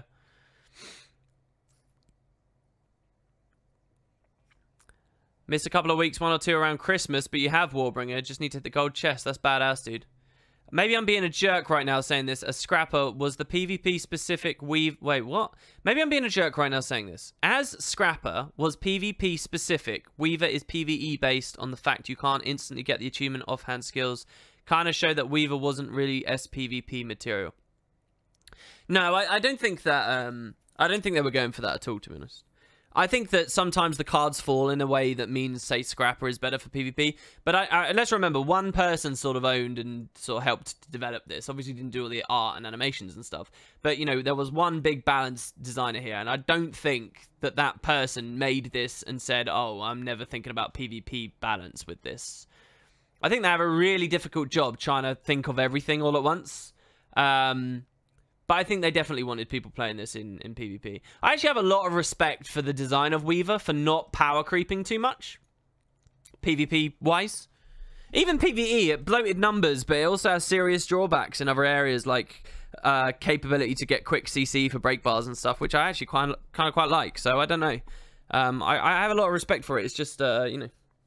And anyway, the other thing I was going to say, though, is, you know, to finish all of this off, right? This was all I ever used to do. This was my baby, right? All I ever used to do. And I got so sick of the game. All the automatic protect... Because you got to remember, when Spirit Rangers and stuff were in full swing and the Hambos and stuff, these were people charging around with, like, 25 might. And, like, the spirits were given, like, perma protection to people. And the auto-reses. And there were all these just invulns that were just going and going and going and going. It just got so pushed out. Everything became such hybrid, bruisery, horrible, like... gaggy builds that really put me off of this, but you know, there have been various patches that I've acknowledged as they've come into the game, but I've not really experienced the sum of their parts until now. You know, like Defy Pain is only 2 seconds now, and you can feel that. Even one of the skills I rely on, back when I used to use this was like a 4 second, maybe it was even 5 second in the original version. A 4 second invuln though for the vast majority of the time. This is only 3 seconds now. You know, they've been tuning this stuff down. They have. The worst one still, I think, is Signet of Stone, which still you can channel for a really long period of time. But you know, it's not that bad. Although Spirit Rangers aren't around, there is protection rolling around, but there's a lot of corrupt rolling around as well because of Scourge, which kind of opens up some of these playstyles. And it's not that bad. It's not as bad as I remember. It's not such a brick wall. I would never queue now on this, but if I was a gold player, easily. You could easily be gold on this. This is easily gold. I think that actually when it comes to PvP, the community needs to stop thinking of meta and non-meta. And I know that sounds waffly and stupid, but what I mean by that is you shouldn't just declare a build as meta and that's it. You should declare a cap to the build for league ranking. So you should say, okay, this is a bronze build, this is a silver build, this is a gold build, this is a platinum build, and this is a legendary build. And you know, some snobs will say, "Oh, the only meta ones are the legendary ones," but that's kind of irrelevant really at that point, because most people aren't at legendary, so they shouldn't feel limited to only play that pool, right? I mean, what was it, 11 NA people got legendary and like 75 on EU for season 9? There aren't many players that get there. There's just not. So like, that would, I think if the community could sort of mature to the point where it saw that, it would make people feel a lot healthier about things, because you couldn't people right now will definitively claim there is no build diversity, like, which is so foolish and dim-witted in the first place, because obviously everything's going to condense at the very top to a select few things that are most viable. But you know, if people are like, oh, okay, I can play a memey staff weaver and be a silver player, sure. I mean, right now the population kind of means that all of these are the same, in my opinion. The bottom 3 kind of just feel like the same. I think there is still sort of a recognizable difference here, and there is a recognizable difference for anyone that gets to legendary, which is very few, obviously, and this is all NA related. But, you know, if we imagine a world where there's a great population, we just take that as a given, you know, to be able to say, all right, yeah, you can play it to silver, you're just probably not going to climb much higher. Okay, you want to run a pistol whipping thief? Yeah, you can probably get to low gold. You know, I think that that's the way builds should be viewed. Then there's a whole other thing after legendary, by the way. There's a different world completely, and that's tournaments. And that's pre-mades, and that's 5-mans, and there is a different world there. And it really does change a lot. Certain things that are sort of bordering on viable if you're queuing become completely unviable as soon as it's pre-made, because you can be focused that much harder. And because people can just be that much more coordinated, in my opinion. So that changes some things, and in particular like the utilities you'll run as well. Like on a Scourge, you can easily queue at Platinum on a Scourge without running like Fleshworm or Blink. But if you're playing in an AT, you're probably going to want one of them, just to secure yourself that positioning for your Firebrand to come and help you out in the opening mid if you get jumped or whatever. So anyway, and then, you know, win that first engagement and snowball from there is sort of the way that it goes. Alright, I might have talked myself out of this now. Might have talked myself off the topic. As for some of this other stuff, like I was on a Jebro stream, people keep going on, oh, there's so many speed hackers. I had never seen a speed hacker until yesterday in one game. Who I think was promptly banned after people reported them, which was quite funny. I've never got the sense that anyone was win trading in any game I've played over Season 9 or 10. Or, for what it's worth, Season 1, 2, 3, or 5. Or for what it's worth at any point before that. What's the best profession to recommend to a beginner to the game? PvE? Warrior? I used to say Ranger, but Merciless has taught me that Ranger makes Guild Wars 2 so brain dead and boring, I can't imagine anyone thinking it's a valuable experience. I mean, really thinking it's a valuable experience. I don't know. If they're skipping to Heart of Thorns and POF, I have my own sort of issues with that. But if they're doing that, maybe it's not going to be so mind-numbing. So I don't know. Oh, hey, Ewendell. You procced a duck. What games do you plan on playing in your free time in the current future? Cough, Nier Automata, cough. Yeah, I don't really have any plans for any games except that, I think, really. I had a bit of a dizzying moment because there's FF15 is coming to PC, right? So the remake of 12 should be soon, and I wanted to have all my ducks in a row. Ducksy for that to do on the channel. But yeah, I am still thinking about Nier. Don't you worry. I see it talked about all the time online. Every time I see it talked about online, I think, oh yeah, I got that donation to buy that. It is still on my list. Actually, I'm lying to you. There is another thing that I'm thinking of getting into again, and it's Stellaris, which I was playing only fairly recently, but I haven't touched for a while now. 4 months, maybe 3-4 months. But there is the it was about when Path of Fire came out that I was playing that again. The 2.0 update for Stellaris looks ridiculous. Let me just say, I won't go off on a massive tangent. Sorry, I know you guys will get bored of that. But yeah. Ol FP says, my first character was a ranger, so she's always been pretty close to my heart, as cheesy as that is. Now that I've played more, I realise how much I hate ranger, and it bugs me because she's my most developed character. I haven't enjoyed playing ranger for so long. Yeah, I know a few people in that same position. And I don't want rangers to feel bad when they hear me saying stuff like that. It's just the truth that ranger is like half the game. For PvE. And what I'm talking about is core PvE and not raids or fractals. The gameplay experiences there are obviously completely different. I don't want you to feel pressured. I want you to just not forget it. Well, I know you don't want me to feel pressured. I will forever feel pressured about it. Forever. But that's not your fault. That's mine. That's my own neurosis about it. But yeah, you don't have to worry about that. Alright, okay, so, does anyone have any... I mean, there's really not... If there's one thing that's assigned to me, people aren't passionate about PvP, is that I'm not getting many questions bouncing off of it. Does anyone have anything they want to ask or talk about in the realm of PvP at all? And not just as a token question. Does anyone have anything? Because that's a real sign to me that people just don't care. I'm hoping that if I do a new player guides, maybe I can put some momentum back towards that side of things within my subsection of the community, but we'll see. Yeah, Engzas just says no, Kappa. Can you do a Weaver roaming stream? No, I don't play World vs. World. Bores me. And roaming in World vs. World, as fun as it is, I would just end up finding whatever the strongest roaming build is, and then it gets boring eventually. It would just be a pip grind. Maybe when I start grinding pips again for Warbringer, actually, maybe. But last time I streamed that, I had a ton of people just, like, trying to camp me, and it was really lame. Why does matchmaking suck? I actually don't think it sucks that bad. It's obviously limited because the population is limited. But I think mostly it's just bad players looking for an excuse.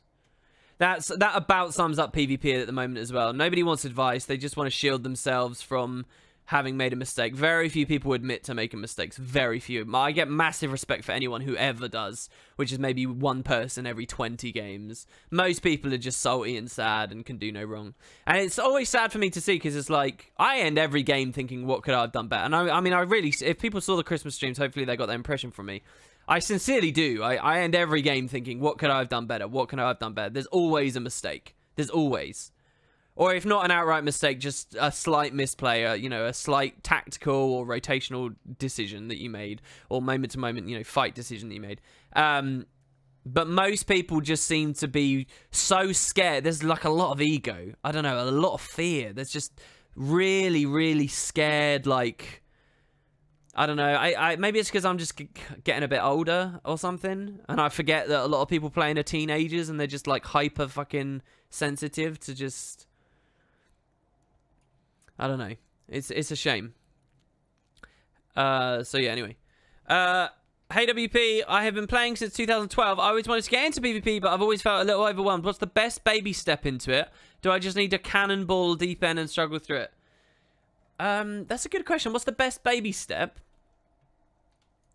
I think it's probably hot joins, isn't it? Find a hot join. I mean, hot joins are really boring and meaningless, but you can probably have some fun. Not a dueling arena. The thing is, nobody does hot joins anymore. I'll tell you what PvP really needs, what the devs really need to do. They need to make it so that between queues, you don't come into Heart of the Mist. You come into a hot join that you have defined for yourself. That's what they need to do. And you can run around. Because right now, most people just stand around and brawl in this area. But really, getting a bit of that lifeblood back into hot joins would be nice. It would show people Courtyard a bit more, the new 2v2 map. A lot of people don't even know that Deathmatch is a game type in Guild Wars 2. But it is a game type. They just don't know. The best baby step, I think, probably is... go to Meta Battle. Literally, go to Meta Battle. Find the class you want to play.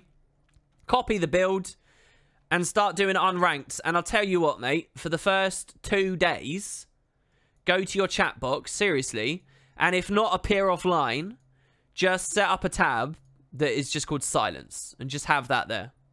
Just do that. And have nothing else going on. Because people will rage and they'll be twats and whatever. But if you knew, you knew. You can't help that. And you just play and just hopefully sort of get to grips with it. I think there's always a bit of there's a while in PvP when, for all PvP games, where it's really boring and lame and just shit because you can't succeed and you're not really doing anything, or you're not sure whether you're succeeding, or you don't know what you're watching for that's actually fun. Like, it takes a while to really acclimatize, and I think people will be familiar with that. Like, I don't know, a lot of you listening to me right now will have played League of Legends before. I always think, you know, League was really a horrible game for me. I hated League for the first, like, week I was playing it. I thought it was really rubbish. Well, no, I didn't think the game was rubbish. I knew I was bad at it. I wasn't able to accomplish anything. And that's a really punishing game to be bad at, because then you have to spend, like, 40 minutes after you've fed doing terribly. But then, you know, eventually it clicks. And then when it clicks, you realize what joy it is. And I think PvP sort of got that going on in Guild Wars 2 too. And League was a game I got extraordinarily addicted to for my time. I just tried to burst, and I was maybe 1,000 range instead of 900, so I did 0 damage. So yeah, I don't know. We're probably... well, I'll character swap here. That's probably a good baby step, just getting in and doing the unranked. Ignoring people in League of Legends. I mean, yeah, League was pretty bad even back when. What do you think ArenaNet should do about win trading? I'm not really sure to the extent of it. I don't think I have any valuable opinions there. I think that I think the integrity of the scene is really important. I do think things get blown out of proportion. I am disappointed to see them taking such a light stance with various things, though. Potato Lord 24, by the way, 6 minutes ago. Thanks very much for the sub. Kostic says, I've been somewhat surprised as a noob to PvP since 2012. I haven't encountered that much toxicity in unranked compared to what I expected. Well, unranked, if you're queuing unranked during a season, people expect memes. People don't care. Like, it's fine if you're queuing unranked during a season. But what do you expect, to be honest? Nobody's going to be mad at you, because it's like, if people wanted serious games, they'd go where there's serious games, you know? Unranked, well, while a season is live, unranked is really there to learn new classes, to play things you haven't played for a while, to have a bit of fun with your mates as well, because you can actually queue as a team and stuff. By the way, another big thing that was going on, people just latch on to whatever thing they can whine about. People used to whine about, you know, when ranked, you could have, like, more people queuing in and it was unfair and stuff. You know, it's easy to beat a lot of pre-mades as well, because most pre-mades aren't any good. Because it's just people starting out. I swear about half an hour ago you promised it wouldn't be all PvP. There you go. A little bit of passive-aggressive, stop talking about PvP comments there. Don't worry, we're on the Merciless character now. Don't worry, Cherry. I'll move on. Yeah, Unranked's fine. Unranked's where I've been playing that Weaver. If you don't want to play, or if you don't want an ult as well, we can do it that way. Have you talked about the speed, no clip, fly hack, and the fact ArenaNet ain't doing anything about it? Well, I'll tell you one thing. Fly hacking, speed hacking, and that has been in the game, and no clipping for a long time. A long time. And it's not a PvP thing. It's people have been punished for a long time. I think you have to be expressly caught. It takes a new, particularly foolish form of brazen idiocy to do it in PvP. These individuals will have been banned as they came and went. I can tell you one thing, and I said it earlier, it is not a big deal. I've seen it once. And I don't know whether it's still true. No, this guy's played more than me now. This guy's played more than me. A few people have started playing more than me. But I'll tell you what, if this was 2 days ago, well, this is irrelevant. I've played a lot of PvP. For a long time, I was the person on all of North America that had played more ranked PvP than anyone else on the whole game. All right? Seriously, not just in the top 25, but the whole game for a long time in the league. I've taken it easy, though, the past few days. Well, even that, I think, was taking it easy, to be honest. But, yeah. So, fly hacking is not that big of a deal. Speed hacking is not that big of a deal. It's just people, like I said, it's people latching onto whatever drama they can to justify being, you know, miserable, self-seen, cannibalizing nimwits. Have you seen or talked about that Reddit? No, I haven't seen the thread. I haven't seen, but 100% win rate ranked PvP, which someone posted after it got removed from the official forums. Can I recommend an English show you can find on Netflix that you've probably not watched? I don't know what's on your Netflix, though. What's a good British show, though? I don't know, man. I haven't watched a British show for ages. The first thing that struck my mind there was like that Mitchell and Webb look, or I don't know. I guess anything that those guys did. They just had a new one came out as well called Back, which I kind of want to start watching. I've heard stories of people AFKing during matches, but I wonder if that's more common in certain tiers over others. Yeah, I mean, I don't know what it's like over on EU at the moment. The idea has always been that NA is full of this stuff, but EU is somehow sacred. I don't know how true that is, because I've not really properly played. How is that aggressive? I even lols. I was pointing out that WP goes off on tangents. Wait, what? Oh, don't be upset with one another. Thanks for that aiming the hate cannon at me, bro. Appreciate that. Yeah, I got to vent it somewhere, Cherry.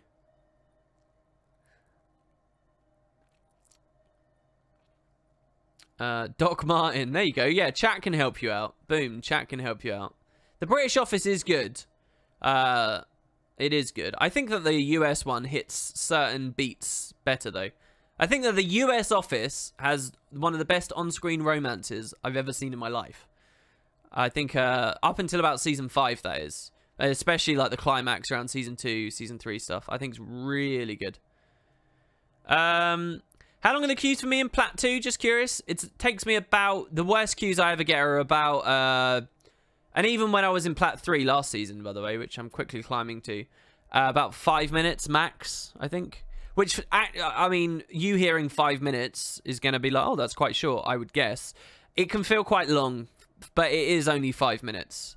Sometimes they insta-pop. Quite often, it's not 5 minutes. It's like 2-3 minutes. But 5 is like the max. 5 is the most I've seen, really. 5 minutes 30, something like that, probably. I don't ever remember seeing a 6-minute queue. And you see a lot of repeat names, but I think that's okay given the queue times. No, I've never seen Black Mirror, but I have been curious about it. I keep seeing it talked about, and it does seem a bit up my alley. Perhaps I should really look at that post. It will change my views on the win trading because it is prevalent.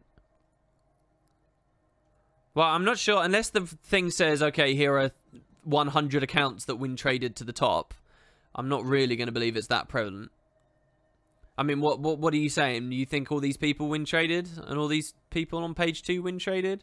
And all these people win traded? Because I'll tell you what, as someone who's up there and consistently playing games, most of these account names I recognize as people I was queuing against. And were playing perfectly fair, normal, legit games. Consistently. Alongside me.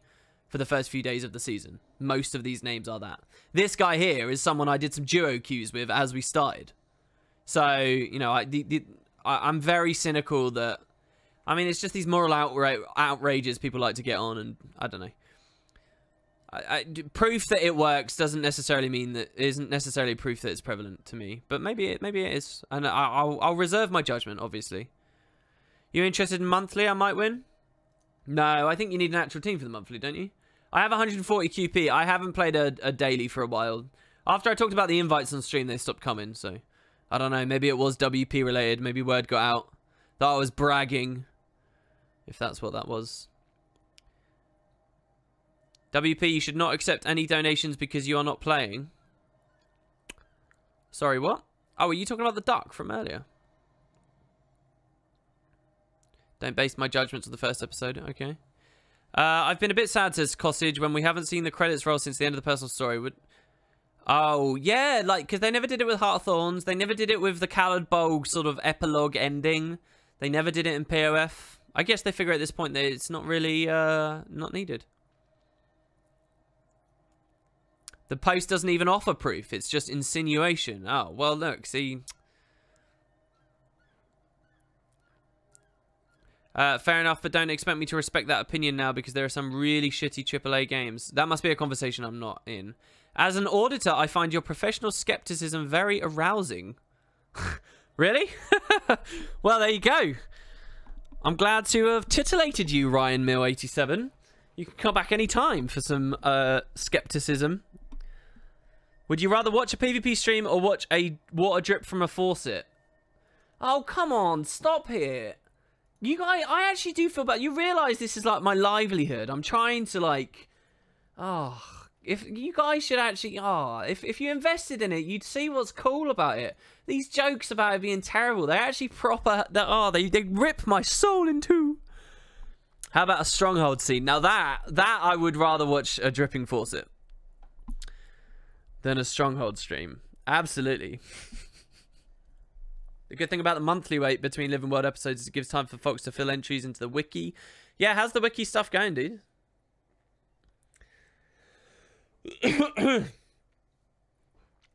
Stronghold is greater than Conquest. I think it could have been. It could have been. It could have been. But what happened, ArenaNet? What happened? It's an embarrassment is what it is now. I'm not scared to say that. You know, I'm sitting here telling people not to be salty and stuff. Genuinely, I don't know what that is, but what a waste of everyone's time. The community's time. I mean, all you did is lose the respect of the... well, anyway, we don't have to... Good, give in to your fears, WP. Alright, we're gonna go farm some silver waste. Do you know actually how gross it is that people would rather watch silver waste farming than watch like a good little PvP game? So sad. Pathetic, really. But there you have it. Being an ass kisser. I love this stream and I'm glad you're doing it. It's perfect timing because I've been thinking about getting back into PvP for the first time in months. Well, yeah, I mean, maybe I'll take the plunge and I'll do like a proper little PvP guide. 4 or 5 videos telling people what it's all about. Could be cool. You still have fun when playing Stronghold when you do. That's true. That is true. Because I like the idea of it and I don't understand it. But I guess, you know, there is kind of a funny thing. Like, I don't understand it. Maybe Stronghold's amazing. Maybe it's perfectly balanced. But I'm just believing the opinions of forum goers and so on and whatnot. That it's bad. So, obviously, it has to be, right? Maybe that's wrong with me. Maybe I shouldn't do that. Could be bad, cool. PvP guild would be awesome. Well, look, Spud can be whatever we want Spud to be, you know. That side of the story doesn't matter. Spud can host PvP teams, I don't care. I mean, because we're a big sort of amorphous guild and community where anyone's allowed in mostly, we're bound to get a bit of a reputation as not being great, right? Because anyone and everyone could make a team and represent it, but I don't care about that, that's fine. People could happily do that. Just as, you know, people all aggregating on a single EU server to do World versus World. I think that's cool as well. I think that's perfectly fine. Let's do it. The more the merrier, I think. Did I see all of the floofs on the Discord channel? No, I didn't. What's the music at the end of my YouTube videos? It's from a game called Little Big Adventure 2. It's my ultimate nostalgia bomb. I wouldn't say it's my favorite game of all time, but it is sort of the most special childhood game that I have, that I hold dear to me. And it's a game that when I listen to the soundtrack, it's very, very emotional for me. I know that's a bit pathetic, but I'm sure you've all got something like that. Probably it's some like mainstream title, like a Mario game or some bollocks, like Dire Doc's music or whatever. But for me, it's that game, Little Big Adventure 2. And that's just a segment, a particularly orchestral segment from the middle of one of the tracks in the soundtrack. That's all it is, and it's just special to me. So I've always kind of liked the idea that one day, like 15 years from now, someone will go back to YouTube and they were like a kid when they watched me. Not that I ever particularly imagined kids watching me, because I can't imagine what they get out of this, but they'll go back and they'll have like that same sort of nostalgic, powerful, wow, happier times sort of memory from the same music, but rather than the association being born from, you know, interfacing with a game, it was from interfacing with my YouTube channel. And I can sort of deliver that same experience unto them. Do you get what I mean? I've always liked that idea. I don't know whether it will actually happen. So, alright, let's play a bit of Merciless here. You can keep the PvP questions coming. I will continue to respond to them. One little cheeky thing, though. And I'm pretty sure I know what to do with this. Because just like all moral outrages and hate bandwagons and stuff, once people have had their little jerk off about being noble heroes that are saving or, you know, crusading for the internet, once it passes, they don't give a shit anymore. So it's fine. Last week on Monday, I got a gift from the Black Lion Company. It is indeed a mount adoption license contract. And last time I was being given these, it was in the middle of a big hate bandwagon where I quite decidedly said, no, I don't care for this. And there was a lot of really interesting discussion that was born from it, to be honest with you. There was a lot of like unnecessary BS that came from it as well. But at the time, I deleted these licenses. I didn't delete some people were confused about why I did that. Some people thought that I hated the mount adoption license system, and I never said that. Some people thought that, what was the other thing? Listen, basically, the reason and I was very clear about why I deleted them in the past as well. Basically, I didn't want people to see me accepting this as a gift, and thus ad hominem me, and basically discredit all my arguments that the system's okay, or not the worst thing in the world, or just a continuation of the status quo, and that I didn't understand why everyone was now throwing their arms in the air and all that stuff. I didn't want people to just try and discredit all my arguments because I get given them, so therefore there's no logic to what I say or whatever, which is obviously an argument. It's a stupid thing to say, but I didn't even want to give those people that opportunity, so I just deleted the contracts because I thought I won't even open that up. I'm not going to accept these from people. In truth, I did accept one because they didn't know before they sent it, blah, blah, blah. So anyway, it was kind of a thing. But now, like I said, nobody cares anymore. It's all over, right? We've all had our fill. We had fun arguing about it, didn't we, guys? That was a lot of fun. Yay. All right, so I'll just accept it now. And to get to the actual thing that's important to me, whoever sent this, I've got no idea who you are. Thank you. I mean, this is really nice of you. You must have sent this on the Monday stream, hoping I'd look at my mail and then I'd see it. Just so that you know, my mail's nearly always full and I don't look at it, especially doing Merciless because it spams you with all of these. So I don't see. So, as always, I don't actually accept personal donations. I don't like accepting personal donations. I don't want to throw my perspective off when it comes to matters of loot and stuff in the game. So please do refrain if anybody's thinking about it. But since somebody did, and I can't click return to sender, I've got nothing to do here. It's literally delete it to spite you. Or I can just accept it. So what's important that I just want to say is thank you to whoever sent this. It was 5 days ago. You might not even be watching live. Hopefully you'll catch this in the VOD at some point.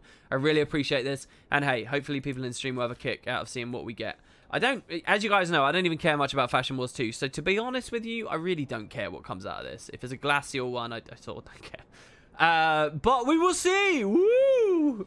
I'll spice it up for you like a good little streamer. Oh, will we get the Fire Raptor? Will we get the Spiny Raptor? Will we get the Savannah Monitor? I've just realized they have their names there. Will we get the Storm Ridge? Ooh, doesn't he look flashy? Or the Striped Trihorn?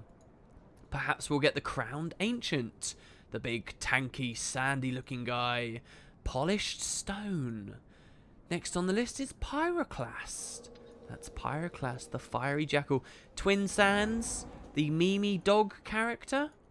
Here we have Stardust, a celestial-themed jackal. Moving on to the skimmers now, we have River Moth Wing. And his brethren, the Bright Ringfin. Moving on, we've got the Dajka Lantern. Dajka, of course, being a reference to an interesting and mysterious location neither games have allowed us to visit just yet. Sort of. The Oasis Skate, perhaps.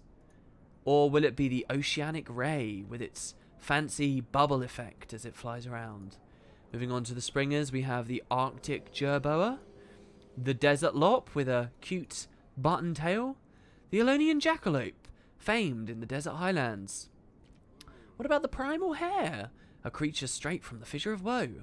The Tawny Hare, very rarely seen outside of exotic menageries housed in Cantha, or the Windy Spots, found only in the deepest of chasms where the winds roar the fastest.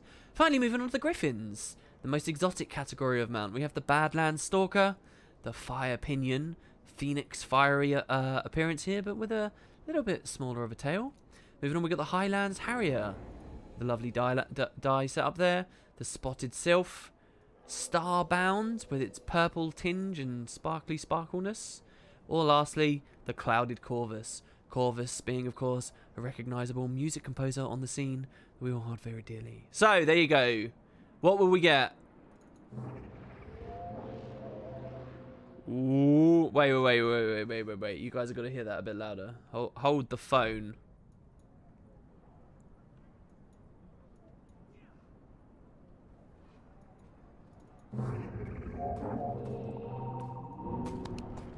Look at all the effort they put into the system, which now they can't do anymore. Ready?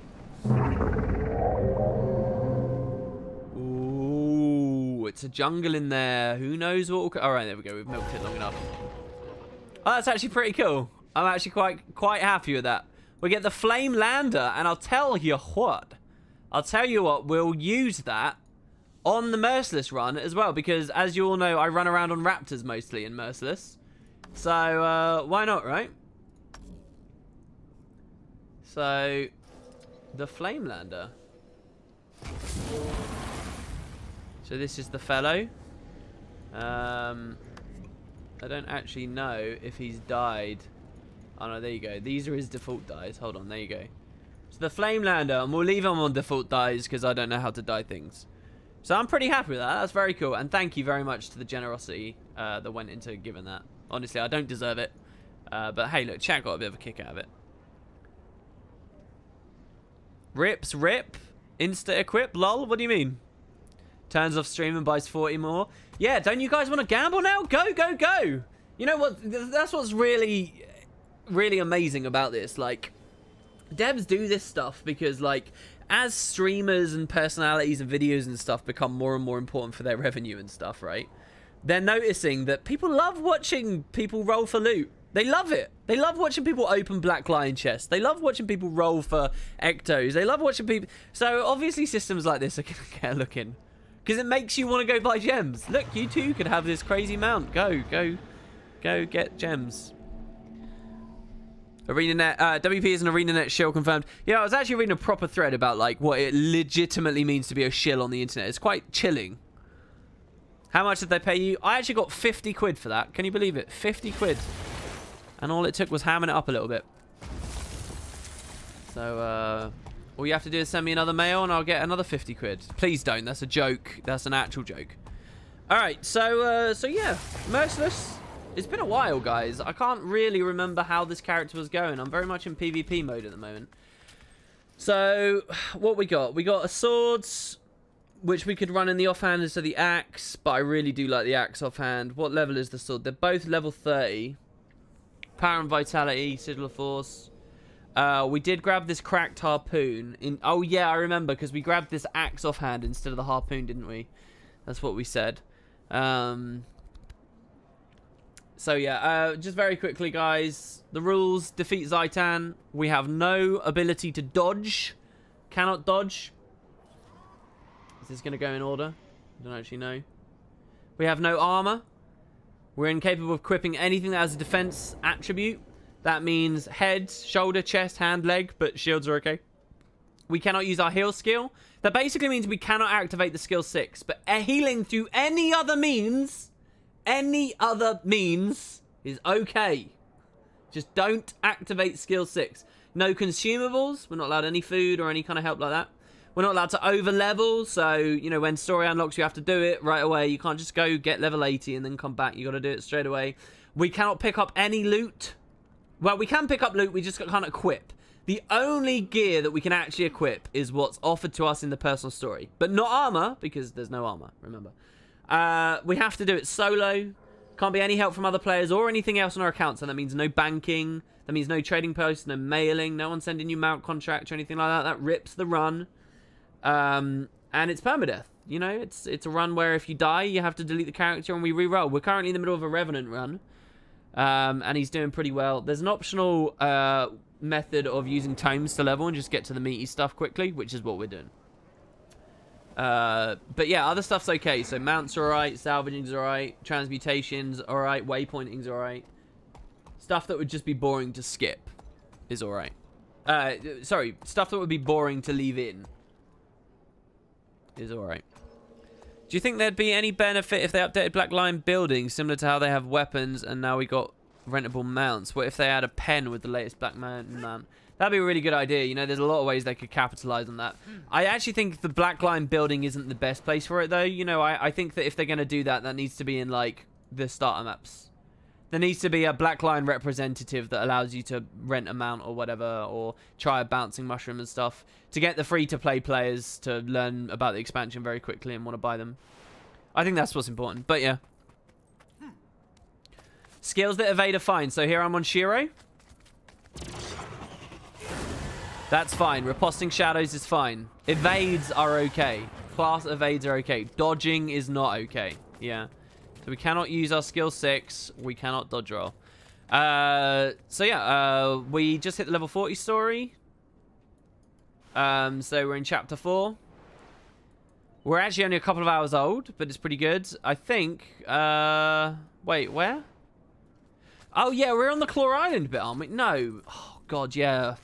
Alright, so if people don't remember, we were on a thief character, on a thief run, and the thief was doing really well. Until it died to, what killed the thief again? We just got our pistol. Oh yeah, I unequipped Shadow Step and put on the Signet. And we were doing a thing with the Separatists. And they just destroyed us. The Separatists were just really deadly. Which is very bizarre to me because the Ranger had been through recently and took like no damage there. And I got no sense of there being any danger whatsoever. But it was bad. It was really genuinely quite bad. Oh, I'll tell you what. We're not on German anymore. Because I was raiding and I keep trying to get good footage for you all of Doom. Do you guys want me to go... Well, we've started this instance, so this one will have to be in English. But do you want to go back to German? It would require a restart, which would mean about 3 minutes of the stream when we're not playing the game. So, yeah, I'm trying... My main goal at the moment is actually to beat this on Thief. I know I've just spent ages talking to you guys, but look, when I'm not making videos, I kind of get a bit pent up and want to release it all, I suppose. So, there you go. But, yeah, what was I going to say? Yeah, I'm trying to beat this on a Thief. But we took a break to try out Rev, because Rev's cool, obviously. I'll tell you what as well. Guess what I unlocked during the week? Guess what I unlocked with my fat stacks of PvP cash? Merciless stuff, baby. Extremely cheap Black Lion weapons right now. So I can't think of anything better to use than the Merciless skins. They don't even look that good, but hey, cheap, so whatever. Alright. Oh, we don't get German Vigil cutscene. I'm sorry, guys. I stood beneath the dragon as it passed overhead. I survived, but others did not. All across Tyria, I found others who told of destruction caused by the dragons. Humans in Silvara battling undead that swarmed their shores. Asura driven from their underground cities. Joining together, we gave birth to a mighty organization, the Vigil. We're proud that you have chosen to serve alongside us. Your mentor will be Ford, one of our finest soldiers and the most stalwart Norn I know. He'll teach you to fight with the Vigil. The Vigil was created to fight the dragons, to destroy them before they destroy us. Some must fight so that all may be free. Welcome to the Vigil.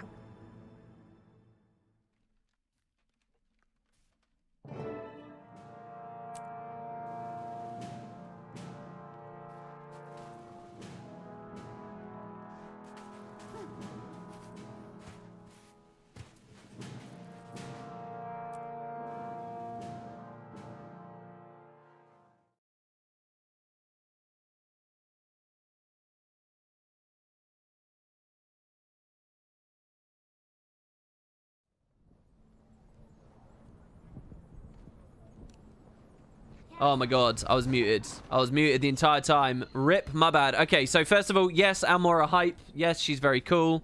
Yes, that was badass. Yes, I'm going to look to see if we'll change the language in a second. Next, I noticed 20 minutes ago, I'm really sorry to have missed this, 20 minutes ago, Caesar Britannicus donated £3.50. Thank you very much, Caesar. That's really, really cool. I very much appreciate that. I don't really have too much more to say to that other than thanks very much. So that's really lovely of you. And I'm glad to see you say that. Also, 20 minutes ago was Get Cooped, who said, I do enjoy PvP. So hype there. But it says, I wish you weren't so adverse to providing complete builds with links to help people. So listen, every single build I have talked about over the Christmas period, Scourge, Firebrand, Hollowsmith, Mirage, and now even this Fresh Air Weaver, every single one of them is listed almost exactly on Meta Battle. And the tweaks I have made for myself have been very minor things that do not affect the overall efficacy of them. It's just go to Meta Battle, man. They're all there, and I just sort of assume that people know that. So sorry, it's not that intimidating. It's a really good little website. I'll push traffic to any kind of site like that as best I can. What do you think about the Floof Elder Dragon? I haven't seen what's going on with Discord stuff. Sorry. Yeah, the cutscenes like that are good. They still do some of them though. All right, so yeah, let me just quickly scroll up. Do we want German? Do we want German? German Asura? Yeah, if we don't skip cutscenes, it turns like from a 4-hour, sorry, like an 8-hour run into like a 20-hour run. No, you cannot touch skill 6, Godzilla Kid. Wasn't this cam used last stream? That's true, yeah, it was.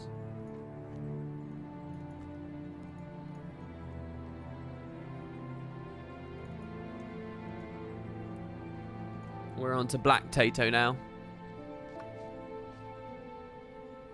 It always cheers you up to see the Asura dodge animation. What, you mean this one? I don't think it quite counts, does it? When are we doing Spanish? Spanish isn't actually a voice for Guild Wars. Alright, fine, we'll do German. It looks like people do want German, so hold on. Alright, German. It is meant to be a German run, so let's do it here. Alright. It's very quickly. It will only take me a second to relaunch the game. It's a shame you have to relaunch the game and it can't do it on the fly, but hey, it's a small and weird enough feature that I'm not going to get too mad at the devs for not having included. I'll tell you what, though. I do find myself constantly wanting, recently, I don't know why, I think it's because of the announcement of some of the new Gen 2 VR stuff. Back when they were first demoing Guild Wars and showing it off, it was a bit of 3D buzz was going on. And they did have sort of an NVIDIA 3D sort of integration that was sort of somewhat supported by the client natively. But the devs have just dropped. I would love them to go back and look back at that. I've, for some reason recently, been really into the idea of playing Guild Wars 2 in 3D, but I just know they don't have a great native solution for it. So that's sort of a weird thing I'd love to see them doing. Alright, we're back. We're back. We're in German. My eyes look really creepy here as well. As soon as you're not looking at a black screen, I'll show you what I mean. There you go. Look at my eyes. Don't they look really weird? Don't they look like off? A bit like Pennywise, I guess. So if you're F2, can you use the F2 for regen? Yes, you can. Yeah, absolutely. Literally, it's really simple, man. Just don't press skill 6. There's no other question or clarification that needs to come from that. Don't press skill 6. The rest is fine. Alright, okay, so... Alright, we're now back in German. So now we go to Ebonhawk. And we begin this. So it was quite recently we were doing this on the Thief. Any advice on the best race to play for a healer, or race doesn't matter? Race doesn't matter in this game, and I agree with that. Basically, they don't want what is ultimately a cosmetic and early story decision affecting your raid viability and whatnot. And hilariously, they've actually failed in that ambition at various points in this game's history. It means that any kind of gameplay thing that you get from racials are so heavily nerfed and terrible that they're tokenistic. This class I'm playing right now, the Revenant, this was added a couple of years after release. And this doesn't even get access to racial skills. Literally, you can't equip them. That's how tokenistic those skills are. They're just not a part of the game. The devs don't care for them. Now, they've already got a lot on their hands balance-wise, and I appreciate that. I fully do. So, they just kind of, they're not a thing. There is a very simple way that the game could have racial skills be a facet of the experience that would be really wonderful. And I think, especially for the Norn, one of the playable races, would be really important for player satisfaction. But the devs haven't done it or ever talked about it or ever shown any sign they've even comprehended it. So I think we're a bit shit out of luck on that one. You appreciate the help, guidance? No worries, man. You can ask me as much as you like. Whatever keeps chat moving. But yeah, the racial skills are there for fun, and sadly nothing else. Any plans to do another Zero to Hero series, or perhaps a Zero to stat cap? Well, there's two that I've got an idea that I'd like to do, but they might mean a lot more stream hours considering Merciless is a thing, and I can't really do it, sadly. But two of them, one of them I'm thinking of is Zero to Hero Fractals Edition, which is way more difficult than the raid version. But the other one I kind of want to do is Zero to Hero POF and have a new POF only account that goes from nothing. It could even start as a free-to-play account, to be honest. Goes from nothing to having every single POF achievement done. So all the collections, everything finished. All the Bounty Hunter, War Beast, Ilonan, Spear Marshal, all that stuff. All of it done. I like that idea. But again, it's a lot of stream hours. How is Fractals harder than the Raid 1? You're not familiar with the difference? Well, Fractals require you to have what's called Ascended gear. Raids you could do in all greens or all blues as long as you know the mechanics. Realistically, you won't while you're in that gear, so it's almost like a non-comment. But really, you can do it with like nothing as long as you're good at the game. Fractals, you need Ascended armor really to do the higher tiers. Or it might be a little bit... It might not be that important these days. But so that's why the series would be interesting, actually, just to sort of reaffirm what I know about the game.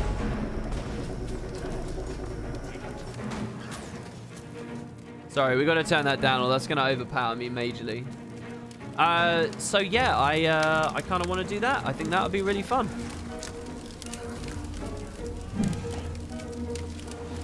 But the idea would be like finish all Fractal achievements, I think would be the answer to that. Which would mean doing all of Nightmare CM and Thingy CM as well. So, just as a reminder, by the way, I'm trying to turn the music down. I really hope the audio balance is good. This encounter, the thief, almost got one-shot by a char that used Eviscerate. Now, we're not on a thief anymore. We got heavy armor. We got more vitality to work with, so we're not too bad. But I am kind of concerned about that right now. So, if you remember, now that we're Jarlis specialized and Jarlis equipped, we can do stuff like taunt and run hammers. And we can drop the wall as well, actually, if I remember rightly. Which so ridiculously diminishes the damage that a boss can do to us. It should help us sustain through all sorts. How's my experience of Doom? I had that quite a long time ago. I thought it was a nice fight. Overall, I enjoyed Bastion a lot more, but that could just be personal circumstance that affected that. Yeah, like we get something like 80% damage reduction right now in Jarlis.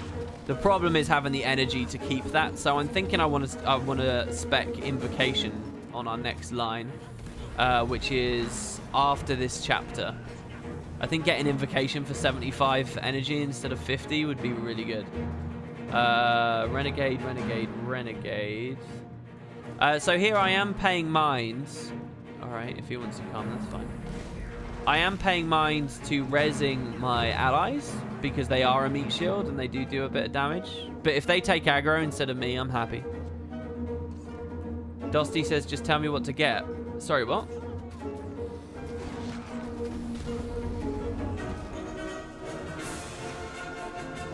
So here we got a bit of a defense. But yeah, so this rose, right? It gives me stab. And stab means I have 20% damage reduction. It puts weakness on them, which means that they give glancing blows, which reduces the damage they do by 50% and stops it from critting. So that already is ridiculous. Just this one skill is ridiculous. Then I've got this, which is another 20% reduced damage.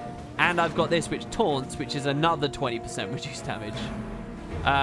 Then I think one of our minor traits was 10%. Oh no, this was 15, not 20. But yeah, it is a bit nuts. To be honest with you, it is a bit nuts. You know how we have no armor? Rev is only sort of a medium difficulty class for this challenge as far as I'm concerned because it gets this. And the tablet as well. I think the tablet's another very viable way to go. I really love the build craft on Rev, man. We could be having a totally different experience right now if we had picked Ventari. If we get Cantha, ArenaNet is racist confirmed? How's that? Right, here we go. So Graham Skull Splitter. I think he's the boss, but I took so long to get here. He's not even... Oh, he is backing up. Okay, that's fine. Graham's Hawk. Look, they actually put a little bit of... What? And his Hawk just got one shot by a random ally of mine. Alright, here we go. So I kind of want to see what the Eviscerate will look like. Oh, he's not able to cast it. He did hit us with something. What was it? Slash. Great.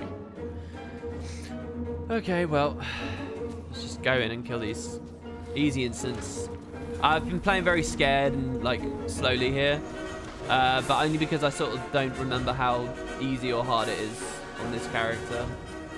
It's the Monday stream. I feel like Monday was a long time ago. Yeah, you can't move the tablet, but you can place it on legend swap. So you can move it once every 18 seconds. You swap and swap. So it's fun gameplay. You can... The thing that's really strong about the tablet isn't actually the heal. I mean, the heal is strong, but it's like the active heal, I mean. But it's actually the projectile deflects. They're really powerful. It's just like a safe shell. It's a safe bubble for you for like really long periods of time, which is brilliant. And the other one that's really strong, Jebro doesn't realize this yet on his stream because he's only just starting Merciless, but he's using the tablet on his run. And he doesn't realize this, but the other extremely powerful thing about the tablet is there's a skill on there that cleanses all conditions that are on you and heals you per condi. It's a bit like one of the Firebrand tome abilities, the F2 skill 2. Now, why that's strong on Merciless is because one of the most threatening things on Merciless are these Risen that explode. And what they do when they explode is put you on nearly 0 health, and they put basically every condi in the game on you, except Torment, which was added later, and Fear, which is a hard CC, right? So they put, and a MOB, I guess, as well. But they put a ton of condis on you. So if you get nuked out of nowhere suddenly, if you have the tablet, you can press that tablet skill. It cleanses all the condis, and it heals you by a reasonable amount because there were so many condis on you. It's extremely powerful. I think that's how it worked. Really, really, really, really good skill. So that's actually what's great about the tablet. Obviously, you have to be close to it. And then the traits as well. If you do pick up Ventari as the legend, and then you get the salvation traits, they'll heal you just for standing near it and stuff. So that's not the active heal, but that kind of passive healing is really strong on Merciless as well. Who's the streamer you just mentioned? I'll go give him a look when you end if he's on. So yeah, he was a PvP caster, sort of still is, I guess, for what is left with PvP at the moment. He's been playing a bit of Merciless. He plays a lot of Guild Wars 2. He's also trying to be a streamer full time, so he does the sort of multi-gaming thing where he sits down and plays whatever the rest of the gaming community is currently zerging to sort of grow a sort of subscriber base, as I probably should be doing. But yeah, he's a good guy. He's a Brit that now lives in the UK. His Jebro. I've been hosting him quite a lot recently. So if I remember rightly, this instance, you have this wave and then behind us we get attacked too, so I need to be careful of that. I'm going to engage with quickness here, and then once we drain it, we'll use the Axe 5 to get that CC. We're going to go straight into hammers, but not taunt or anything. And we'll road the next group. This Valna I actually really like, because it's going to let me stay in combat and build up energy. Oh, I'm too far away, though. That's going to break there. That sucks. That's a shame.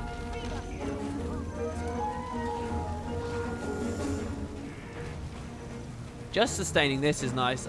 So I think what I really want, by the way, on our next line is going to be tricky, guys. We could go Invocation for more energy, or we could go Devastation.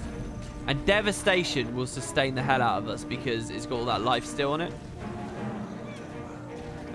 It is life steal on crit, but we'll get Fury and things, I'm sure, from some other sources. We'll start on Jarlis again. WP, do you think there should be an underwater mount? One day, sure, but I don't think it was necessary for POF. Here we go, maximum damage reduction here. Shame we can't sustain it for longer. I don't know, man. So much is good on I think right now the only poor line for us to pick would be Salvation, because we don't actually have the tablet. Even Corruption would have stuff for us, probably, without taking Malix specifically. Alright, here we go.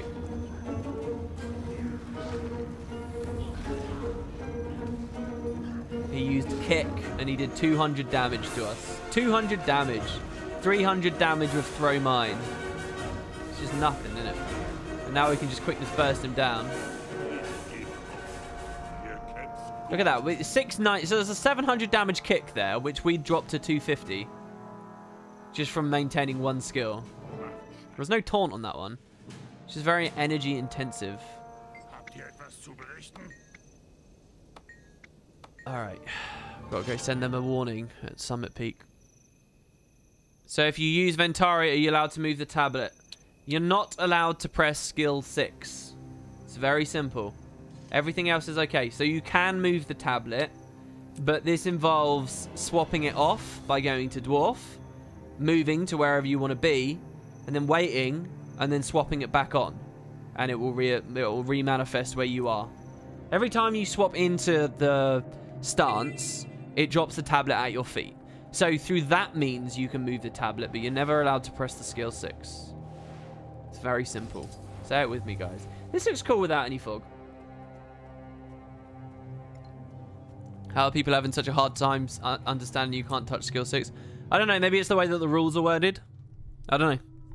It's because the rule says, like, no healing, I think. So that obviously does confuse it. I get why the question's there. Alright, we have to properly escort her. We're going to remember. Don't worry. Is Thief good then because they have life heal? Yes. Invigorating Precision, Signet of Malice, Pistol. I think Thief is extremely strong. It's one of the reasons why I want to beat it on Thief. But the challenge has been it's been biting back. What can I say? Thief has been giving us real cause for concern. It's not been that easy.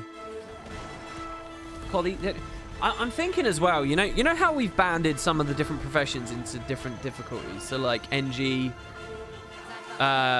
Ranger, and Necro are easy, and then this is medium, and then we got some hard modes. I wonder whether we should like band various races and big story decisions into difficulties, because I'll tell you what, Char is easy mode. Char is easy. I'll tell you why. You know how Ranger invalidates the entire experience of the game just by having your pet do everything? Do you remember we talk about that? Maybe once or twice ever I've mentioned that? I don't know. It's not something I like to bang on about, really. But, you know that little thing about the pet taking all aggro? The thing with the Char stories is, in nearly all of the instances, you have like 5 or 6 warband mates that take all the aggro. It's just like you do nothing. It's just, there's nothing there. Char's like major easy mode. It's also quite slow. The instances take a long time, but yeah, Jesus. There are some difficult instances sort of dotted around in there, I think, but my God. Especially Chapter 2 and Chapter 3 Char. That stuff's easy. Stuff's a piece of piss. So I don't know. Maybe Merciless. Maybe, you know, we get the optional panels like to RNG the run and do some stuff like that. I wonder if maybe we should do... I was just thinking there that killing's taking a bit longer, but I suppose these are both vets, so maybe I shouldn't be too concerned. Maybe we should do like some optional panels that you have to take X route. We have to identify what the hardest route through the game is and do that. And I'll tell you what, I think it's probably Norn. I do think it's probably Norn. Do you remember that really difficult Thief experience we had against some of the Grawl? You'd take that for Chapter 1, whatever that was good. You'd probably take the tank story for Chapter 2. I think that was actually quite hard. Lots of dredge there. You get that beautiful instance defending the Haven with all the Grawl again. I think that's a really good one. That's good, difficult. And we haven't seen it on any of these streams, but those who were watching me way back when will remember some of the other streams where we used to do this. The instances where you're joining an order as the Priory, they're actually quite challenging, especially that, like, right at the end when you're defending the Priory. Do you guys remember that? They're pretty challenging. That wolf's really scaring me. In fact, they're all really kind of scaring me. I wonder if I can LOS behind this tree. I can LOS him. I can just kite. We're looking for some rallies on this one. Just BT dubs. See, that taunt scares me because it reduces the damage, but it means he's going to attack me. Drop the wall. Interesting playstyle here on Rev where I can actually enter combat and then just hide for a bit to then spike all my defensives up at once after I reach 100%. Do some damage and then maybe go kite mode again. I don't know. Please lower the music. Yeah, sorry, I can't stand the music myself. Not when it's the same combat music all the time. Alright, I see it, guys. I see it. So, what was it? Was it slightly too loud or insanely loud? Because we had a lot of messages there. I guess it was just because people had been saying it for a while. I was confused because he said Jebro uses the reflect on tablet. Yeah. But that doesn't involve pressing skill 6, does it? That's one of the utility skills. And then he just stands it. I noticed after 20 minutes. Well done. Sweet. Good job, guys. Good job, team. You got it. Yeah, it's that one track is high. I wish they'd go and rebalance. So much of the stuff I wish they'd rebalance. Do you know what I love the sound of? Footsteps in Guild Wars 2. I love the sound of the footsteps, but I never get to hear them because they're tied to combat. Alright, okay, do we want to go to Ajax's camp? Or do we want to defend, make a last stand? We've done both of these instances quite recently on stream. I think the camp one was really tricky because it had the cannon attack, right? I think that one was really horrible. But it's up to you guys. So, defend or attack the camp. Defend or attack the camp. Defend or attack with the code 88. The first person to tell me with the code 88 at the same time in the message will determine which of the two instances we do. Defend or attack. Alright, defend 88 from Dusty there. Alright, defending a stable point is the best idea. Yeah, I think the camp was... That is the hard one, right, with the mortars. So here we get this, which we can assign to some gear later. We don't have any gear high enough level for it just yet. Good job, Dusty. Coming in and stealing those #1 places immediately. Right back at it. Oh, I don't have to do that. I actually kind of like the Flaming Raptor, I'm not going to lie. I actually really kind of like it. Thank you to whoever got me this. I'll probably enjoy this for the next, you know, couple of hours. And then it'll become old hat.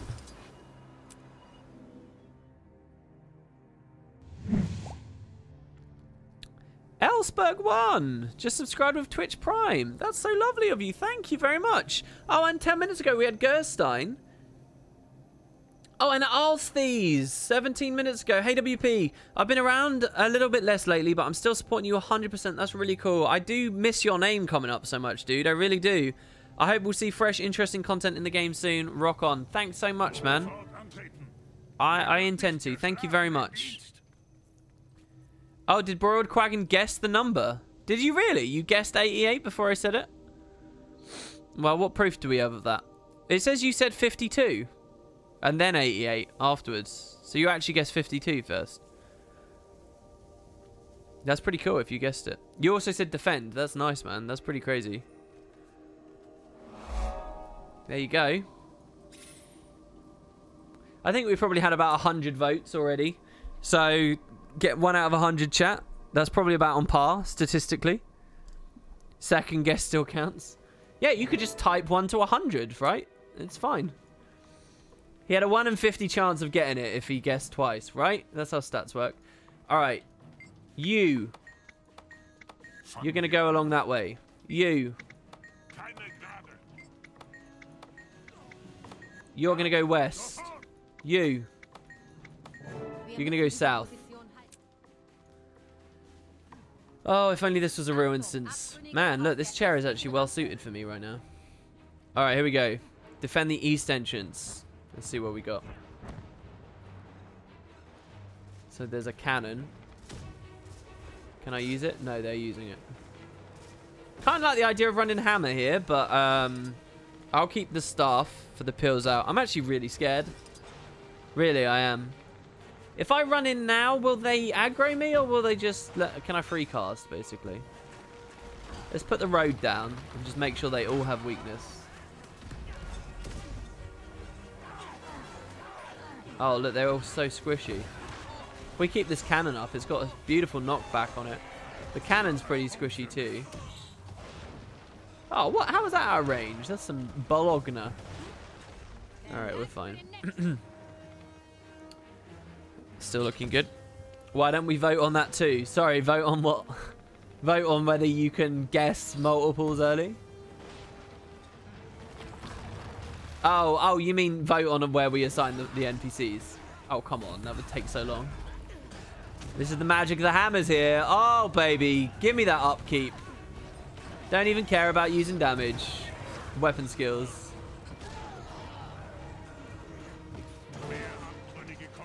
Alright, south. Do we get a cannon? Do we get cannon assist on the south?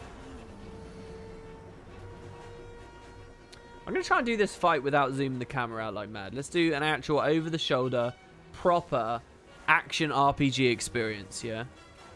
That makes Guild Wars 2 look really good. Alright, so we're going to stay zoomed in just like this. It's going to be beautiful. Are you guys ready? Got a ton of renegades coming. You want to grow your ego by winning them all?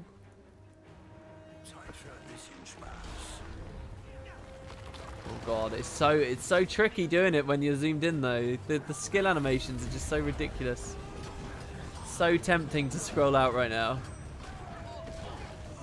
Oh. Alright, look, that's good, isn't it?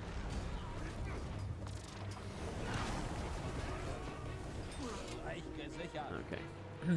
You know, I'd love I mean, I guess this would be botting, so it wouldn't be allowed. I'd love a thing that auto zooms in after combat and then zooms out in combat. That'd be so nice. Or I feel like it'd be nice. It also could be one of those things that sounds like it'd be good and then it actually turns out to be horrible. Oh my god, Swift Tooth, you're a nut. It's alright, I've weakened them all. You're gonna be fine.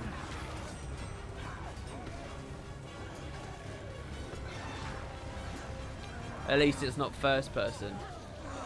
I mean, I feel like first person almost would kind of work.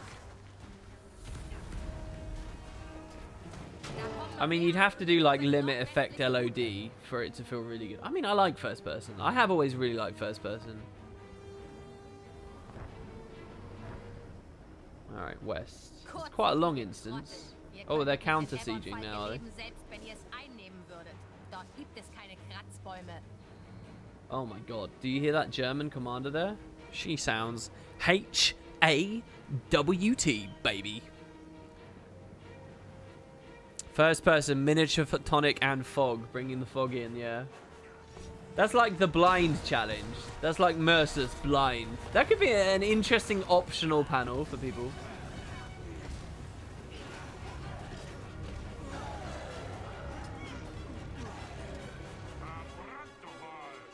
See, I kind of like the idea of making lots of optionals, but I also feel like the more optionals you add, the more it like sort of dilutes the spirit of the run. Like, I don't know. I want to see more people playing it before I start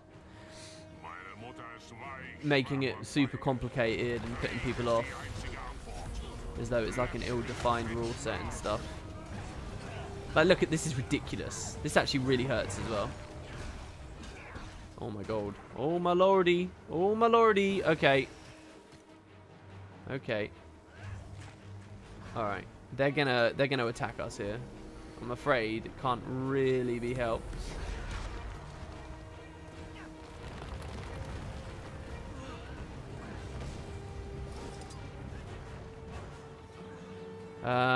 Kite towards the cannon, maybe?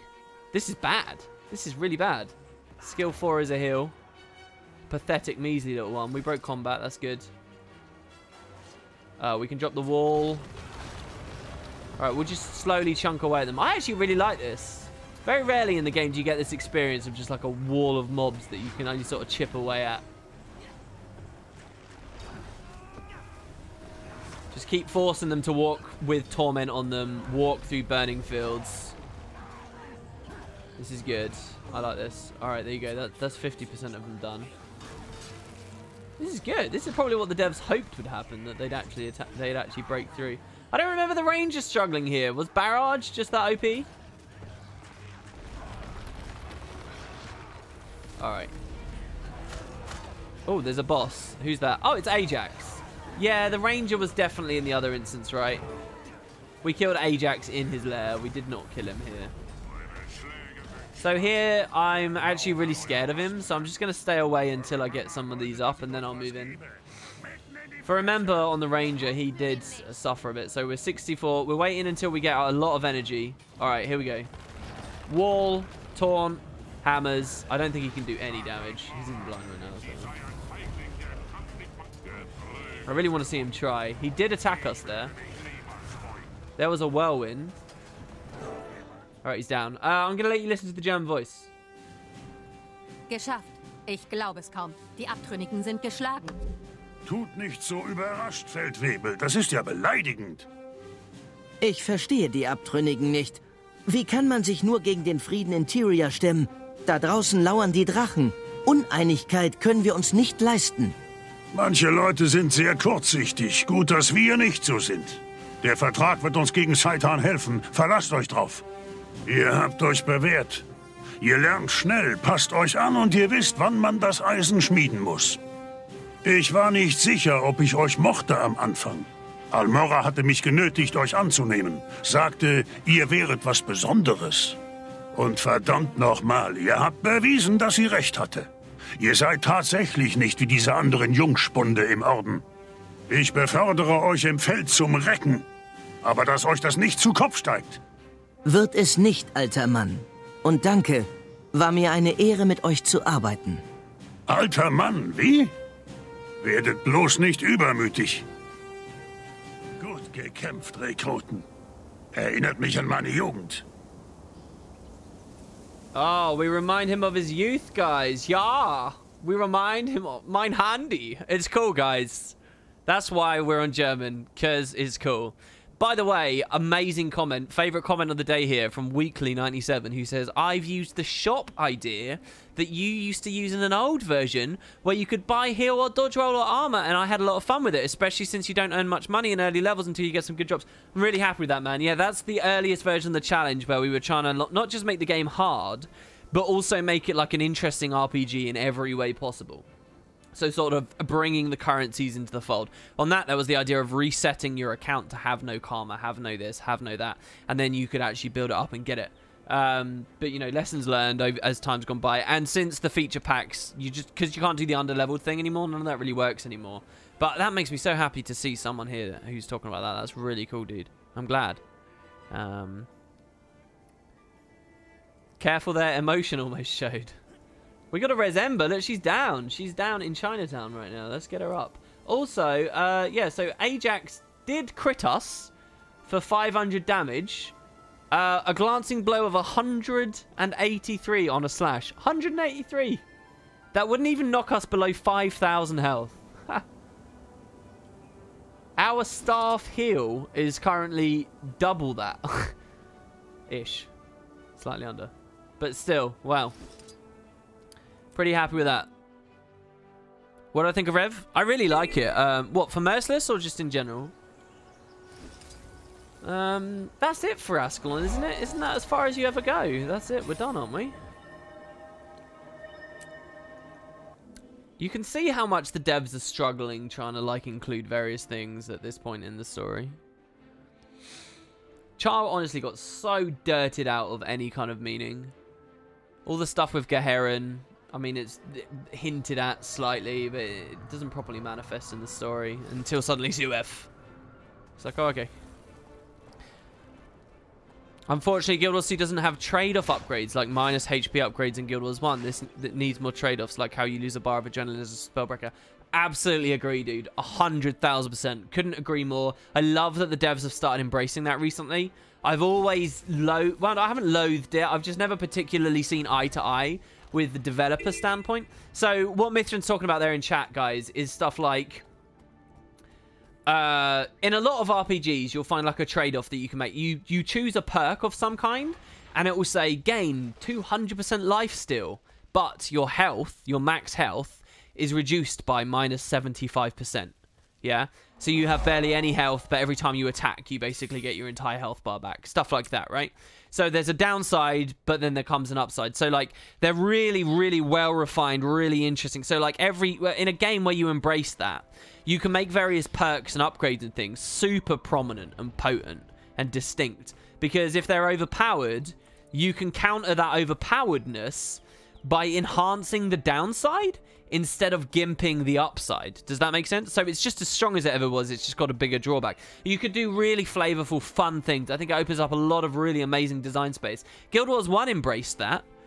You know, you could have like runes that would reduce your max health and stuff. It didn't embrace it in the best of ways, not in ways I've seen other RPGs do. But then for some reason in Guild Wars 2, they just said no. The design team got together and they said, no, we don't like this. Now, their justification, the thing that I don't see eye to eye with, right, is what the Guild Wars 2 devs said was this, that there's always a downside anyway. And they're right. So, like, for example, eye for an eye, gain protection and taunt when I'm disabled. Well, the downside is that I don't get retaliation after I dodge, and I don't get dwarven battle training. Yeah, I don't get to apply weakness on crit. So these are my downsides. They could essentially be loaded into that tooltip, and it's the same. And then when you get to like Grandmasters, it's even more prominent kind of thing. But I think in practice, the way that I've experienced the game, the way that it feels, the way the buildcraft works, this just doesn't feel fun. And the downsides aren't thematically capable of being bound to the upside. So that lifesteal thing I just explained, they're like go hand in hand, don't they, right?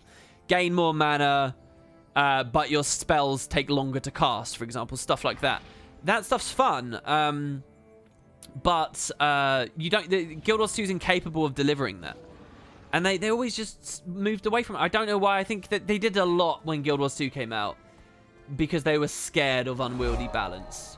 They weren't going to have anything that reduced cooldowns. There were a lot of little changes that went into the game. Like the entire idea of an arcadey skill bar system like this was all to prevent accidental synergies becoming available because of the nightmarish experience they had in Guild Wars 1. So much of it was to refine that away. And I think that they went too deep. There was a lot of areas of Guild Wars 2 that were just over-designed. They went too far, and this was one of the examples. However, I'm using the past tense here because it actually seems like the current balance team, they are embracing that a bit more. Like, Spellbreaker does have that in it. It loses some adrenaline. There's a trade-off. What's an example of another trade-off? There are a few of them. And they're not major, but there are a few of them with the POF elite specs. Just a core one with Necro. The core necromancers get reveal in their death shroud. They get reveal. That's pretty fucking strong. Reaper has no source of reveal, and Scourge has no source of reveal. They don't get it, but core Necro does. So that's like a bit more of a trade. That's kind of a trade-off, actually, to tell you the truth. That's a trade-off in the same way that these are a trade-off. But yeah, hopefully you get what I mean. Maybe someone's got a better example. Yeah, I mean, Scourge more obviously loses a second health bar there too, but I don't actually think... I think what I just said there was idiotic. I don't think that's actually a demonstration. So,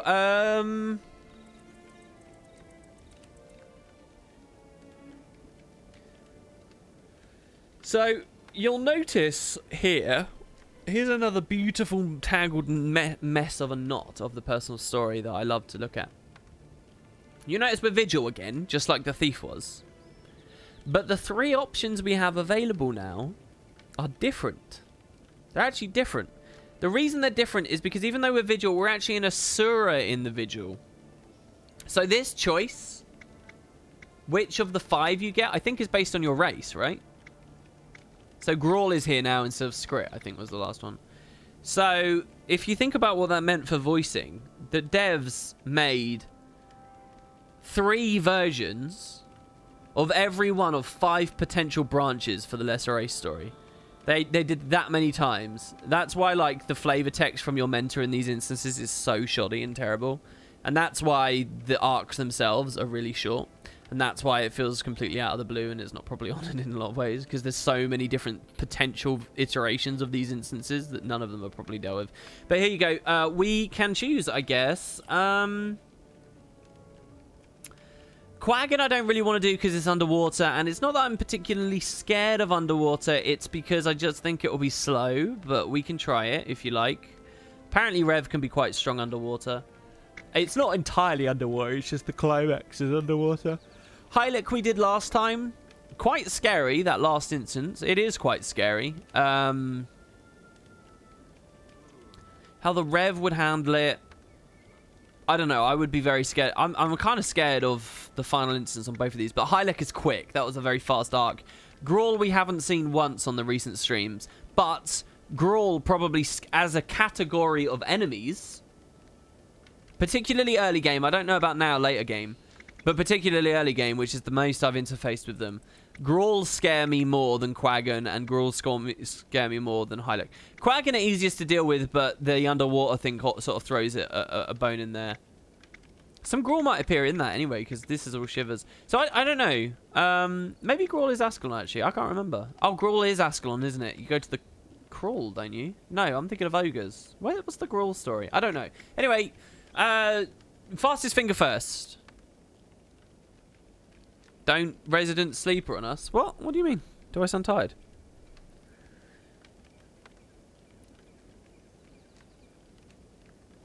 There's actually records for all 5 races because you can get a different race by joining someone else's story and then continuing on your own. Interesting. Oh, it's Ogre that I was thinking of. Yeah. Instead of choosing between 2 paths, you get to do both. Well, look, these are our 3 options. Fastest finger first. Fastest finger first. The code is 3 digits. 173. 173. 173.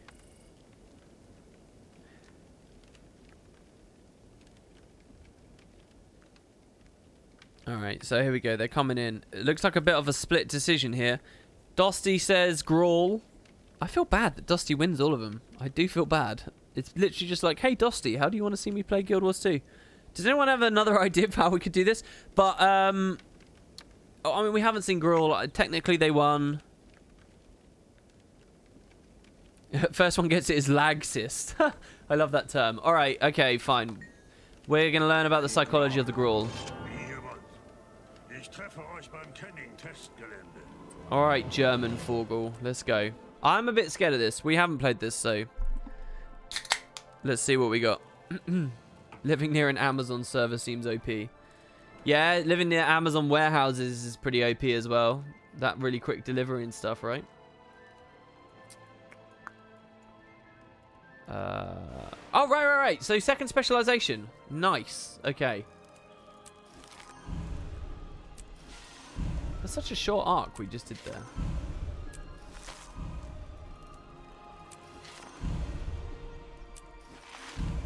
I'm pretty excited about this. Alright, I'm not going to do fastest finger first on this. I'm going to straw poll it.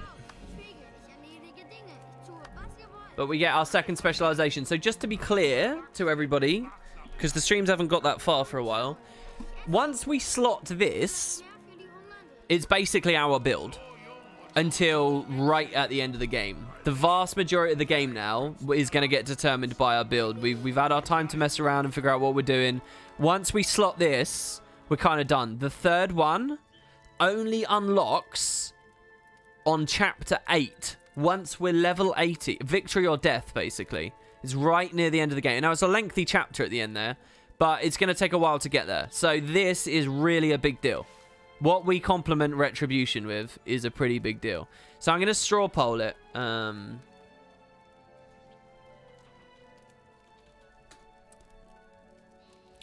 we'll have a quick talk. Rev Buildcraft is really fun. So let's all sort of think about this for a second. So we've got Retribution, we got our tankiness. Now, Invocation is what... let me go to the wheels. The wheels is probably the best way.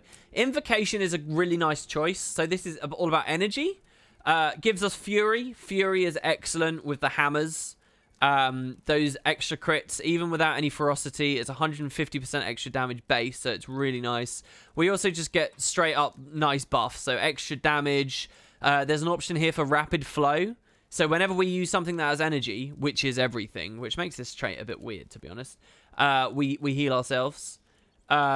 We can break stun on F1. That's really strong as well. Remember those bomber risen that I was talking about? Think about abominations if they charge and they manage to batter us. We don't really have too many great ways of stun breaking at the moment because they're energy costing. So riposting shadows is a great stun break based on a dodge roll and stuff. But if I've drained a lot of my energy doing damage, which, by the way, I will have, I won't have access to that. Same with Dwarf. The Elite is a fantastic stun break, but it literally takes all of my energy to cast that. So unless I'm basically just autoing, I mean, these are the things that feel a bit wonky about Rev sometimes. This, though, I just press F1. Even better, I can press F1 and get all my energy back at the same time. And then dodge roll as well, or use the Elite. This is pretty nice. Then you got the Grand Masters. Now, there's actually quite a lot of choice here. Song in the Mists, beautiful. When we swap onto Dwarf, we instantly proc Weakness, which is obviously really strong. And it means we don't have to rely on the Road for it. The Road gives us stab too, so, you know.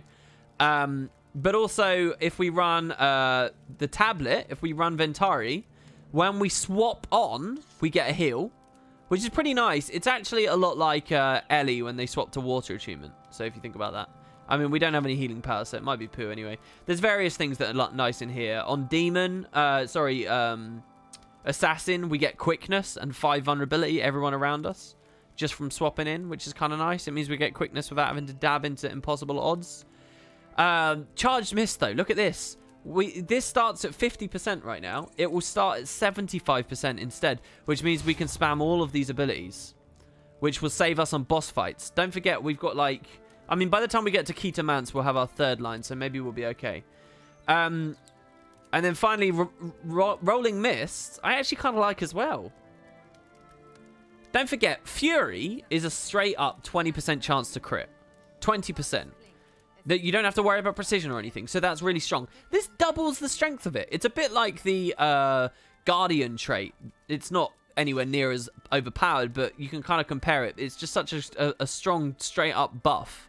All those crits would be kind of nice, and especially comboed at the end of the game with Devastation.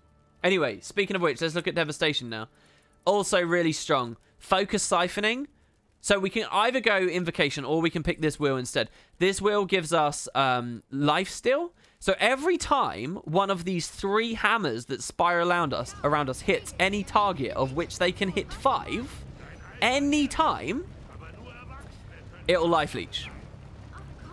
It will do extra damage, a whole extra packet of damage, and it will give it back to us as health. Really nice. Genuinely, really nice. And there's a Grand Master that does the same thing, but even stronger, on a 1-second ICD. Is not reliant on crits. Siphon life from foes when hitting a foe from behind or the side. So what we got to do is make sure that we stand behind or to the side of them, and we get that Life Leech. And I'll tell you what, if you guys don't know how strong this is, I was trying to convince Jebra of how strong this is. This is literally the difference between a dungeon build, being able to solo dungeon paths easily, and being straight up unable to do it. It's a lot of sustain. And you'll notice, this is on foes that have vulnerability. This is just standing behind or to the side, not reliant on critical hitting. Then we get other nice, you know, just strength boosting traits. We get extra ferocity for ourselves and allies, but that's not going to be too important. Even more ferocity from dual wielding, which we are here, and that's our main damage. We only swap to staff when we're in kite mode.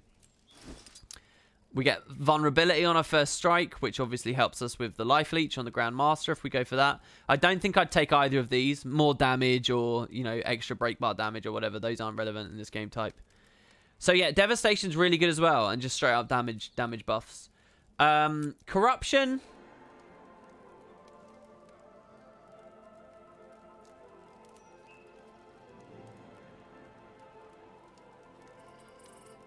I mean, I think...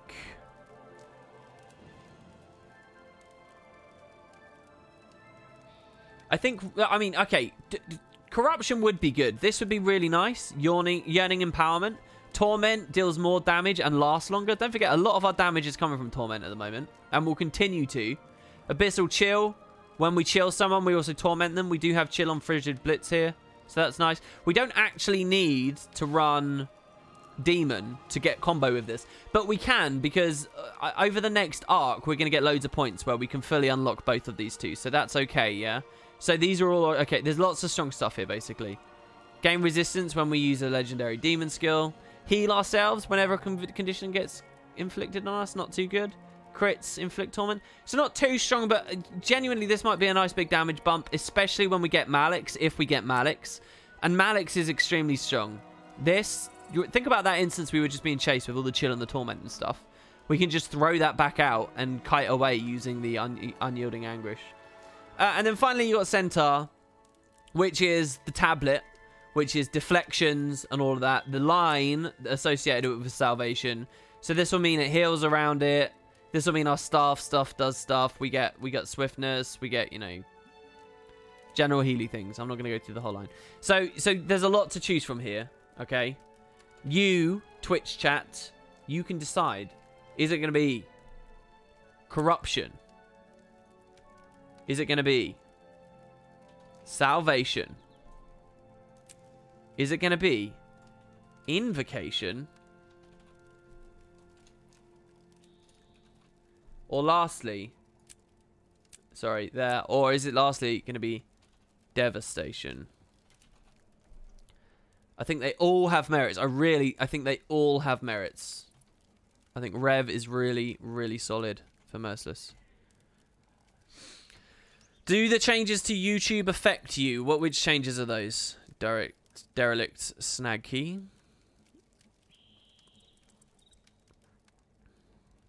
Trust my 1,700 skill rating and go corruption, did you say? I'll go invocation. Oh, and then you put a kappa.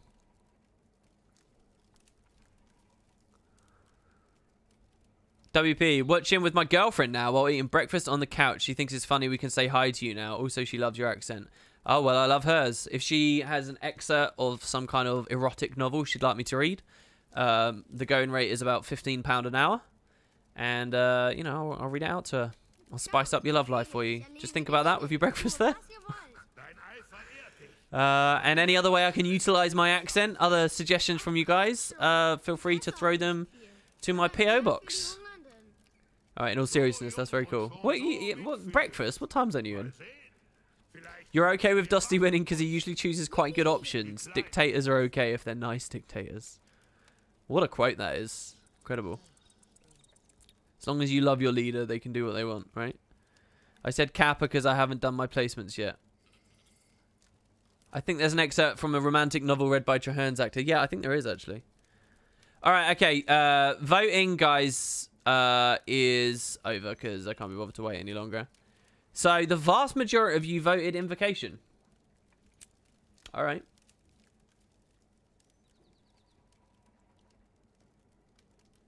And what is that, though? Is that charged miss? I think I want to run charged miss.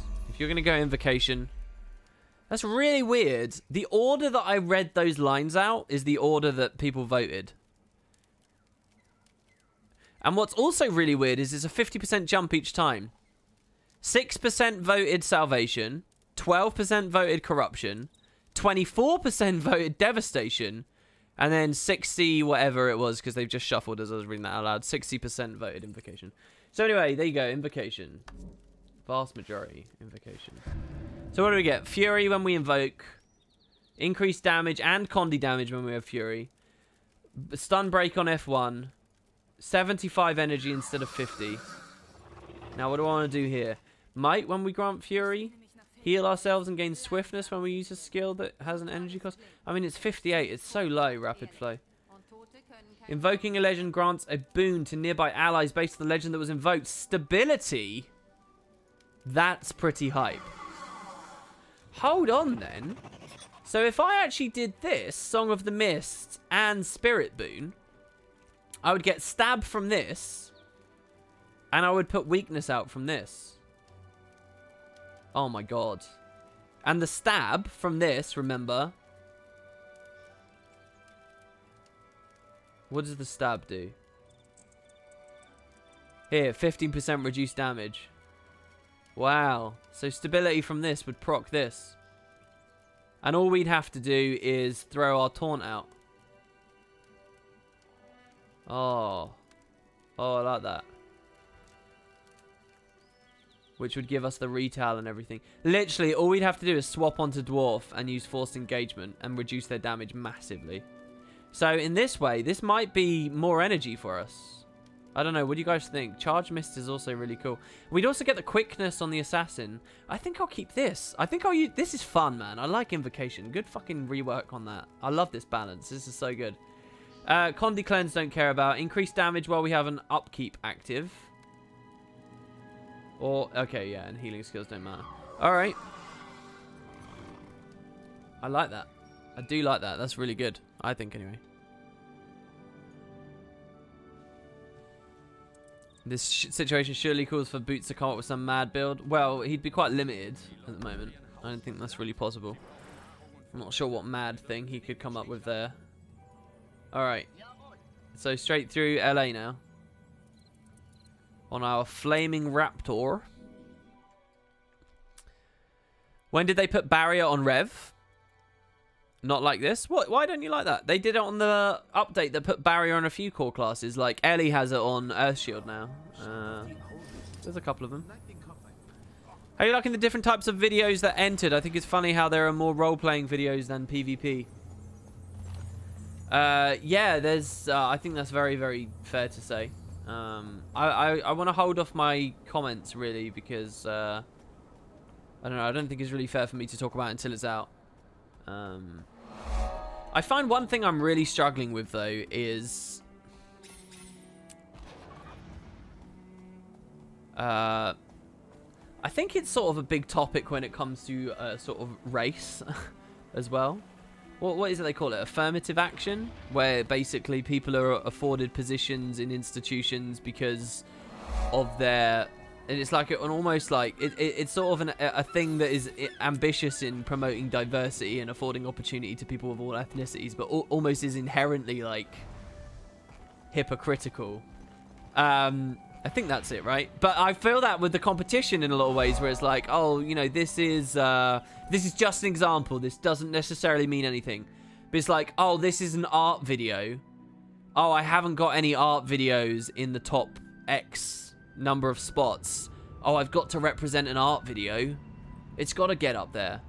Even if the art videos aren't actually worthy of that position. Do you get what I mean? I find that all the time. All the time. It's the same what you're saying there with PvP videos and stuff. Basically, whenever I find myself struggling with that, which I always do, I just resolve it in my own head by asking myself the question that I asked everyone to answer with the competition. Does it grow the scene? And if the answer is yes, then I base it on that merit. That is all it's always been. So what homestead am I going to here? All the way over there. Why is the star... I guess, I'll tell you what this is doing. It wants me to go into the gate to go south. And I think it might be right. So we'll do it that way. Probably safer. No, I'm not going to give an estimation because I'm stressed enough as it is. How about to kill Doom CM as a final task for Merciless? Yeah, a lot of people wanted me to raid at the end. I did. Sort of irrelevant when you get into a team scenario, dude. You can just get carried.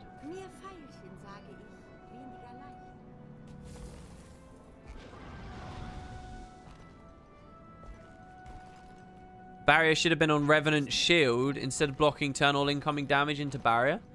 Dude, I like that. Not all damage. I think up to a capacity that is limited and scales with healing power.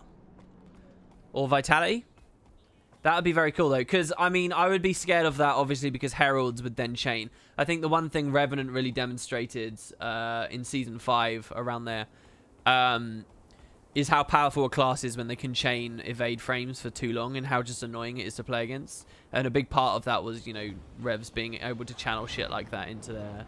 But, I mean, they were doing it with the shield anyway, so I sort of get what you were saying, if that's what you mean. That's cool, though. I really like the idea of that. That's some interesting... What am I doing? What am I doing? What is wrong with me? Oh my god. Let's just pretend that didn't happen. What about the video that has both me and Teapot's voice in it? Well, I did that for a friend who didn't really tell me he was doing it as a competition entry. And to tell you the truth, it's marks against the video, if anything. I don't like the idea of just because he knew me, he gets an upper sort of hand. That video is judged entirely separate from me being in it. But if I do factor the fact I was in it into it, which I would when judging its viewership score and stuff, it loses marks for that. But I think Mike knew that going into it. I don't think he was that fussed. He just wanted to do a good video that was in the style he wanted to do. And also, by the way, poor Boots. Poor fucking Boots. I've said this before. Boots is in that video. And he did such a good, convincing, awesome accent that no one even knows he's in that video. Literally, World of Enders is in that video. If anyone listening to me right now knows what I'm talking about, go back and watch it and see if you can identify where Boots is. Because he's in it and no one recognizes it. It's so sad. And he's not recognized for doing a good job. I guess that's always the voice actor's issue. I think different streamers should have a competition doing Merciless with some kind of gold wager, maybe. That would be cool. I'd love to see more. Yeah, I'll tell you more. Oh, I've really... Watching Jebro play this has been like a real light for me lately. I've really enjoyed it. I think it's really cool. I'll tell you what, I'd promote any of your streams if anyone else was doing it. Just hit me a message saying, hey, I'm streaming right now, Merciless. As long as you're vaguely entertaining, I'll check you out. Alright, I'm scared right now. I don't know what's coming up. I hope Invocation's got what we need it to have. Because, yeah.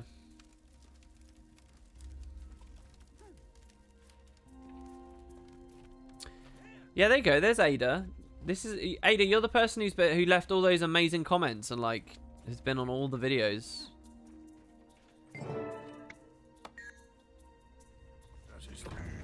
And subscribing to everyone. Alright, let's see how this feels. So what are we? We're Call of the Mist, right? So instant quickness. Oh, what? That says it. That was not 5 seconds. Hold on, hold on, hold on. I can't. Oh my god. Oh my lord. Hold on. Hold the phone.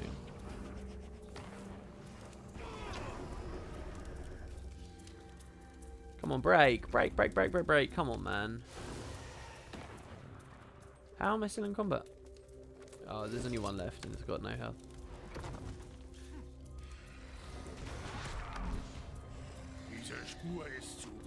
Oh, no, it's sorry. The vulnerability is 5 seconds. This is 1 second per target hit. So let me just read this and make sure this is exactly as I understand it to be. It's barrier per target hit. So, wow.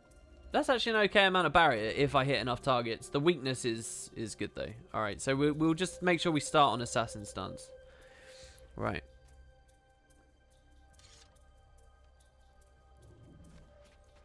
Alright, let's go this way. Boots doesn't get noticed, but if WP did a Canton accent, we would know who it was. Only because you've heard me doing it all the time. I can guarantee, if you were watching some like Kung Fu movie with some noodles, you know, so for some fun late at night, and a character like off screen was giving commands over a radio or something, you know, maybe it's some, I don't know, some kind of war movie or something, you would not, and it was me doing the voice, you wouldn't know that. You just think, oh, that's just an Asian guy. Bit comical sounding, but there you go, it's an Asian guy. That's exactly how you'd feel. Don't even try and pretend that you know any better. You don't. How dare you be mean about my Asian accent? Maybe you'd notice me. Maybe. Maybe. Oh my god, he used Endure Pain! That was hype. Or Defy Pain, sorry. Okay, that was easy. Danke für eure Hilfe.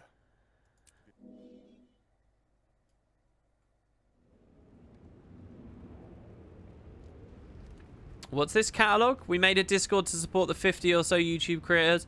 I'll take. Oh no, I don't want to talk about the competition. I don't want to give people tips and things.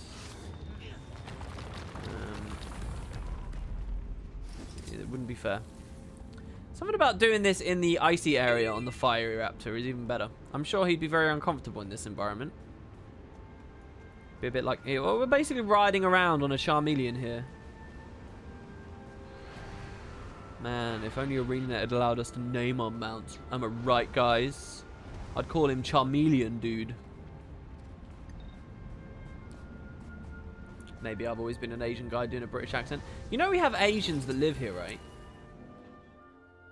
You know that's a thing. You know that a man of Asian heritage can come to live in the UK and sound exactly like me. It's incredible, really.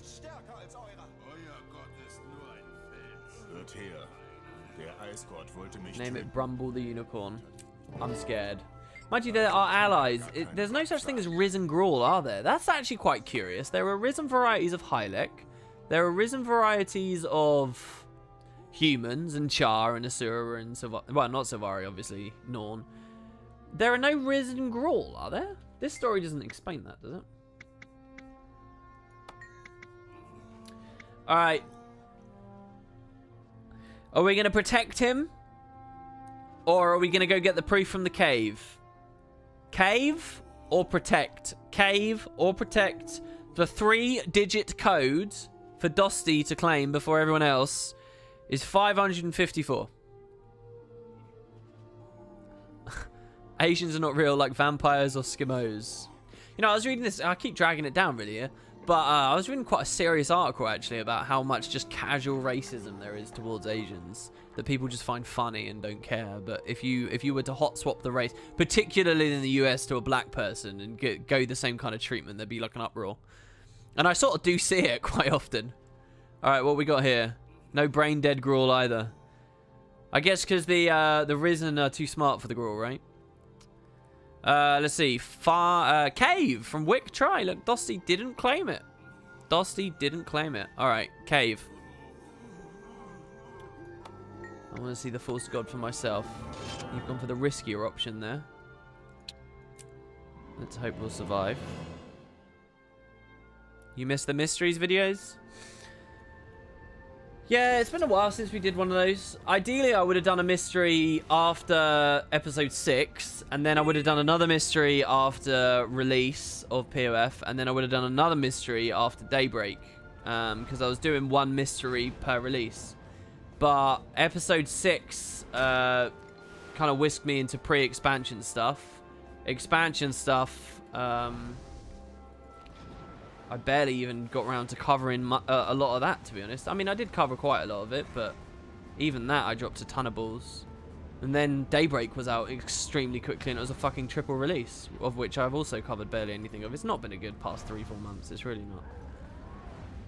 I really appreciate everyone that's still hanging around and watching. At least the stream's been going good, guys. At least we got this. Wave your little flags. This little corner of the Wooden Potatoes Empire still holding out. Do you associate the term Asians with South Asians or Far East Asians more? Far East Asians more.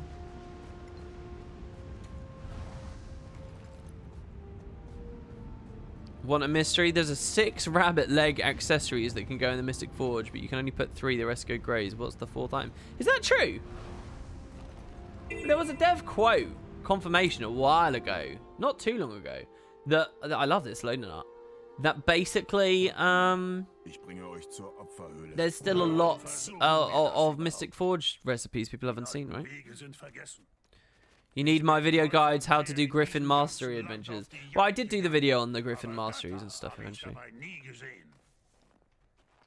Have you been watching any of the Overwatch League, WP? I'm watching you over it right now. No, man, I'm not that into Overwatch. I haven't played much of it. I think I have it installed right now, but it was more sort of a research project for me when I was playing it, as most of the time other games I play tend to be. It's nice to see that Stellaris is getting kind of popular, though. They had 1 million views on the trailer for Apocalypse. 1 million. And for a game that was so heavily criticised when it released, I think that's goddamn really good. Oh, I'll tell you what, I've just remembered. One of the things I wanted to open today's stream with but didn't in the end, is I was watching one of the Paradox streams from the guys that run Stellaris. So listen, don't turn off your brains. Trust me, this is interesting. This is bad. Right, where can I kite to? They've given me space over here.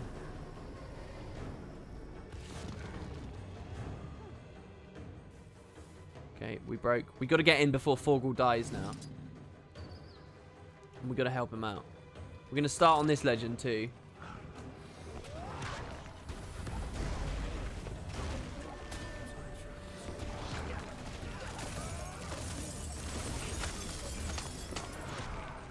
Das ist kein Gott, sondern nur ein Norn, der sich Jormag gebeugt hat.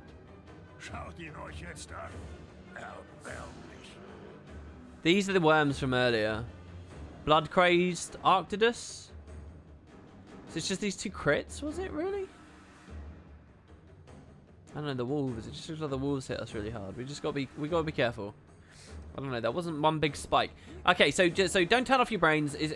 Trust me, you don't need to know very much. Just listen. The game came out. It's a 4X game, big grand strategy space game.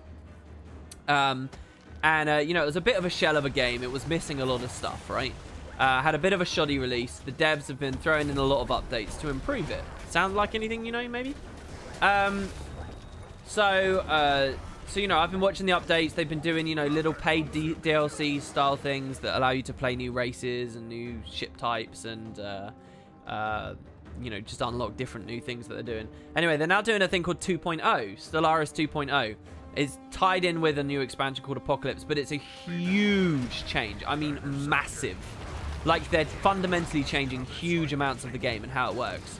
And some of it's quite controversial changes, big sweeping changes. Like, one thing that people loved about this game was that there were 3 different types of fast and light travel. 3. And they're basically saying, no, we're just going to change it to a single type, hyperlanes, and we don't care about warp travel anymore, and we don't care about wormhole travel. There will be versions of those, but we don't care about them anymore, sorry. And, you know, that's caused some criticism from some people. But they're saying, look, you've got to take the good with the bad. This is the way it's got to be. And they're making enormous changes. And I love what they're doing so much. Anyway, they did a live stream where they were talking about this stuff and their perspective on things. And they were talking about why they would do such a big change. And they were talking about why in the industry a lot of other people don't do it. How they save that stuff for sequels and whatever. And it was amazing just to hear them say no, because we want this game to be the best that this game can be. Sequels be damned or whatever. We want to do this. We want it to be the absolute best. And that's going to mean uprooting some stuff. But that's the way it's going to be. It was so amazing. It was such a cool thing to look at. And I wish, like, I don't know. It's the kind of thing I'd love to hear ArenaNet say about Corteria or something at some point. Alright, so I'm a bit scared here. Only one of them is actually a veteran. So I'm going to go in with the Axe 5. And we're going to quickly... And we're going to stun them all. We're going to global stun them. After the Axe 5. Once our energy's up. And now we swap. Road. I can't imagine they'll do much damage now. There's the vet. Taunts up. Retail's up. This is all our reductions right now. Oof. He does hurt. He does still hurt.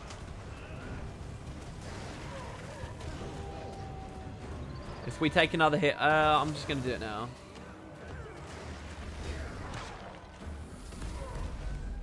This is good. If he just runs around in the torment for a second. See, I mean, people think that mace is melee. It's not really. Alright, that was good. Just want to look at my damage again here. So let's see. Spin for 1.8. Did we get hit by a spin earlier just to show how much it was reduced by? No. Very few glancing blows coming in there, by the way. Oh, look, Sanasfani glances me for 40. Using smash. 40? At level 1, I could survive 40 damage. My god. Alright. Do you think ArenaNet's working on another IP right now? Another IP? Wow, we didn't have the studded plate armor. Fine, I'll grab that. Another IP, I don't know. Another game, probably, right? Like, even if it's some shitty little mobile game, I think they've got to secure their future as a company long term. I think that there's got to be other projects. I absorbed 315 through a barrier though. Oh, did I? Only 315? So I only hit one person with that? You hope that the devs are saving balance for the third game. Sequels aren't even how a Paradox operates these days. Yeah, that's fair. I would also say though that MMOs aren't necessarily something that should operate under the sequel idea. I think there's actually a lot that could that aligns between the way Paradox are doing the things and the way that MMOs can be developed.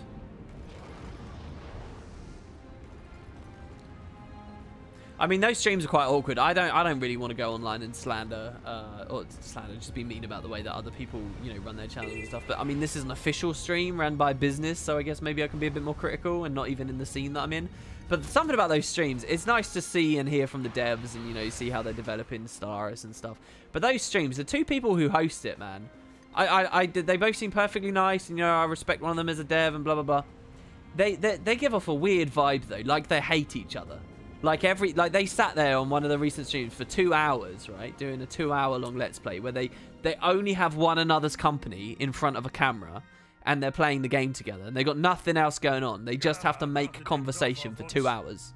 Now, I know some people struggle, mate. I mean, I've never struggled making conversation with myself. You listen to me do it right now, really. So, you know, I'm all right with that. But they really go for a weird vibe, like they don't like each other at all. Like just little things, like the way the body language moves, they're like angling away from one another as they say. It's weird. It's very weird. But like they're forced to talk to one another and act like they like each other for 2 hours. It's amazing. I mean, for me, that improves the stream. I like it. I'm like, oh, this is really weird and creepy and almost slightly cringy. I love it. But I can kind of get why the odd vibes wouldn't be quite desired.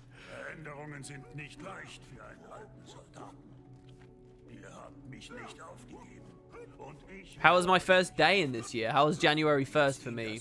Probably a bit sad. I mean, I've been a bit miserable lately, to be honest. I can't remember. Wait, no, January 1st. Wasn't I streaming January 1st? Haven't all of Christmas and New Year's and stuff fallen on streams? Probably know my January 1st. Stories from then. All right, let's get all the barrier up. Oh, look at all that barrier. Look at that. Oh! Also, we got some big hills. Did you notice that before? I saw a big hill came in. I recognized it as it happened, but I forgot to talk about it after it ended. I do kind of wish we had more energy, though. Are they all just going to run past me? Whoa, the axe worked really weirdly there. Defeat the ice brood.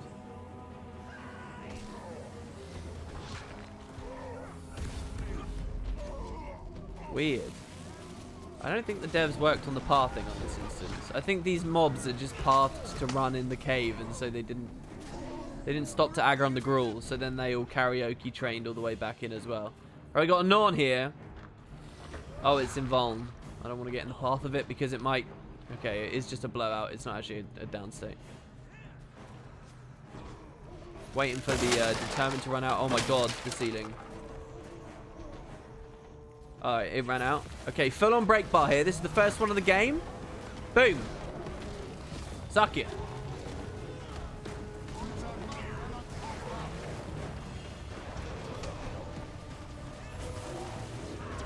Being on staff that entire time. Ow. Okay, he hurts.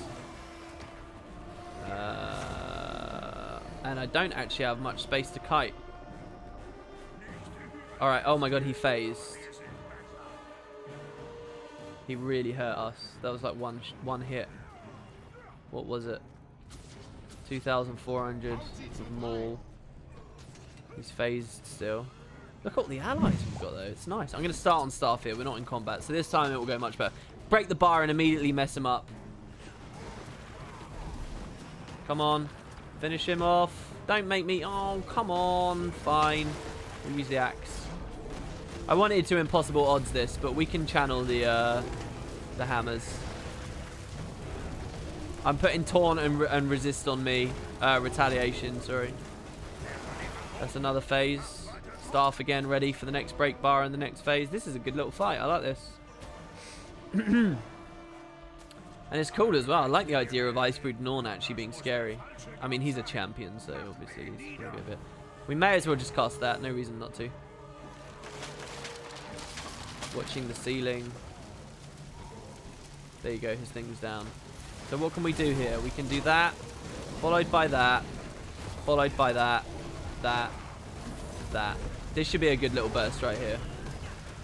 Watching for his attacks that are coming in. Oh!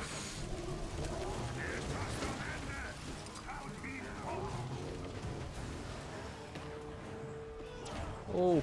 Alright, we got our staff coming back. So you ready?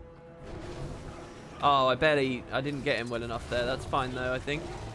Come on. Oh, Christ. Oh, what a good fight. That was awesome. That was really cool. Oh, that was good. Sweet, and we get a new axe here as well. Definitely want that. Beauty. Beauty, beauty, beauty. Jesus, 3,000 damage on Frozen Burst. Just shy of half my health. I like it. Well done. Well done. Okay, good. And that's the chapter done. Overall, I think probably the easiest of them so far, I think. Honestly, I'm not trying to be a dick there. That was a fun fight. But I think that if I was on a different build, that would have been much easier. Well, obviously, any of the easy mode ones. But also, I think that that Hylek instance really scares me. That one we saw on the Thief before. That's really worrying. All right, chapter 6, isn't it now? Yeah, chapter 6. This is it. This is Claw Island. So, hold your horses. We have that beach to do. Right, how do we do the beach? Oh, I don't know. How do we do the beach? What res? This isn't on a rev. The tablet can't res, can it? That would be an interesting mechanic. Being able to send the tablet over and res people with it. The devs didn't do that. I feel like there must be a very specific reason why they didn't do that. You know what? Tablet Explode should probably like res like maybe 10% or something. So it's like a really kind of... or you know another thing, it could reduce the rate at which people bleed out or something. You guess I'll have to fight everything. Yeah, is there just no res capability on a Revenant? I kind of like that. From the theme of the class, the idea that we've come back from the dead and so now we don't care about resurrection or something. I don't know, it almost feels like vaguely it fits. Yeah, recruiting the Grawl, thank you. PvP limitation? Maybe. Maybe. I mean, they will do splits, but I don't think they fundamentally like the idea of one skill doing a very, very different thing in one mode than another. I think the splits you'll see are tuning-related splits, so that could be it. I feel like if it did res, it would just be tacked on to a pile of other effects that are already there. And as you all know, I don't really like piling effects up and up and up and up and up in the game. God damn it, I typed this long story and WP just skipped it. Alright, what's this? Where's this long story? I'm going to tell you something. I came into my stable hungover, started taking care of the horses, and a horse that hasn't run in 15 years just randomly ran off and I chose to chase him for 1 kilometer. That's what I call misery. Is that a part of the story? Oh, was that your January 1st story, was it? That's kind of cool. I keep forgetting that you've got horses. I feel like I'm talking to someone very rich when I hear that you've got all these horses. The trick with the beach is to focus and got that lady. As soon as you res her, the fight is over. Yeah. Definitely, Lily. Definitely. I'll be sure to take that advice on board. First, we've got the scout instance. So, underwater. I'm a little tentative about this. I really am. Now, I know from our previous experience we can skip a ton of this. I kind of want to go... Every time I come here, I want to go explore Old LA. Do you know what I really particularly want to do on this version of the instance? I want to explore Old LA, but what I really want to do is I want to climb up to the tavern, because I'm pretty sure that's in legal bounds on this one, yeah. I want to find a way to get up there again. There's something really exciting about that to me, because when was the last time a Guild Wars 2 player on live actually went up to that arch. Do you remember? Because you can climb all the way up there. You can probably even get into this thing I'm standing next to here. This is a pipe into a jumping puzzle, a Super Mario style jumping puzzle. If you could get back up there, you could fall into the pipe again. You could probably do the JP. So I'm really curious about this instance. The boundaries are thus. Now, I think the JP ends up there, so I'm pretty sure you could only swim through and then you'd be out of bounds. So they would sort of screw you on that one. But you could get into the bar up there. I reckon someone should make a video of that. I know I'm not doing the competition anymore, but someone totally should. Find a way up. Not fly hacking or any of that nonsense. Actually just, you know, jumping puzzle challenge. Revisit the bar. Take a drink up there. Because the actual, so that just so people out of the loop, and I'm guessing quite a few of you might be at this point, the actual way up there is you have to climb. I mean, it might be in boundaries. I don't know. Let's see. You have to go up that. So yeah, it's not in boundaries because this. I'm really dicing with danger here, by the way, because it should be a rip run if we get kicked out. The way up is up. Just to be clear, it's up that ramp there, right there, and then you climb up that scaffolding, and then you get onto this bridge, and then you follow the bridge all the way along, and then it goes left, and then it goes all the way up to the bar. It's just so detailed. This map, honestly, with all the kelp and stuff, it's so detailed. So yeah, I don't know. I want to get up there. You'd have to find an alternate route though. And obviously, weapon skills and experimental rifles and stuff are all legal and fine. So you just find a way to do it with that.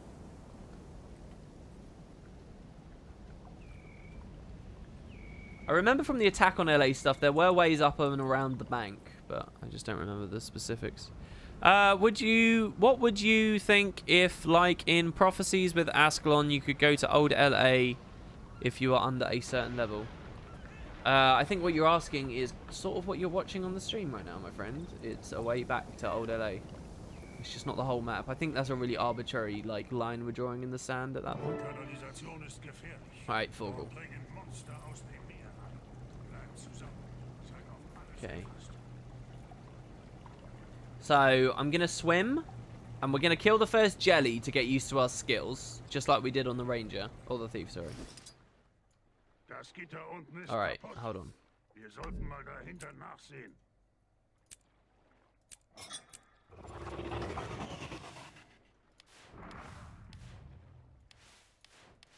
Gotta put these skills on. So, by the way, Demon, I mean, I've not really shown off. We probably do want this, because it gives us 10% to all of our stats, which is quite nice. I still want to try that on a Celestial build, you know. I really do. And then we got Shiro, which we're more than familiar with, obviously. Now, the auto is the Condi auto. The 2 is the power auto. I'm guessing the Condi auto is the stronger one, because it's a level 1 weapon with very low weapon strength. Launch a sphere outwards from the mist. The sphere will attack nearby foes as it travels, poisoning them. We can also detonate it to make it explode, doing further damage and chill. We can throw our spear at our foe, and upon impact, we damage them, and we connect them through the mists. While the connection is active, it will apply burning. Oh, so this is a tether. I thought it was going to be a shadow step. Oh, here you go. Step through the mist towards the branded foe, dealing damage in an area to nearby foes. So it is a shadow step, we just choose it, and we obviously don't want to choose it. And then finally, rift containment. Create 2 rifts, one's above and one's below the target. After a very short delay, these rifts will create a barrier from the mists, preventing foes from crossing. They've got to be careful with words like that now that Path of Fire's out. Barrier, you've got to be careful. So that looks like extremely low damage. So basically looks like I'm going to use 3 and 1. And I guess that the 4, sorry. So 4, 3. We're gonna. Is it a melee auto? Please tell me it's not melee. It is, isn't it? It's melee Condi and range damage power.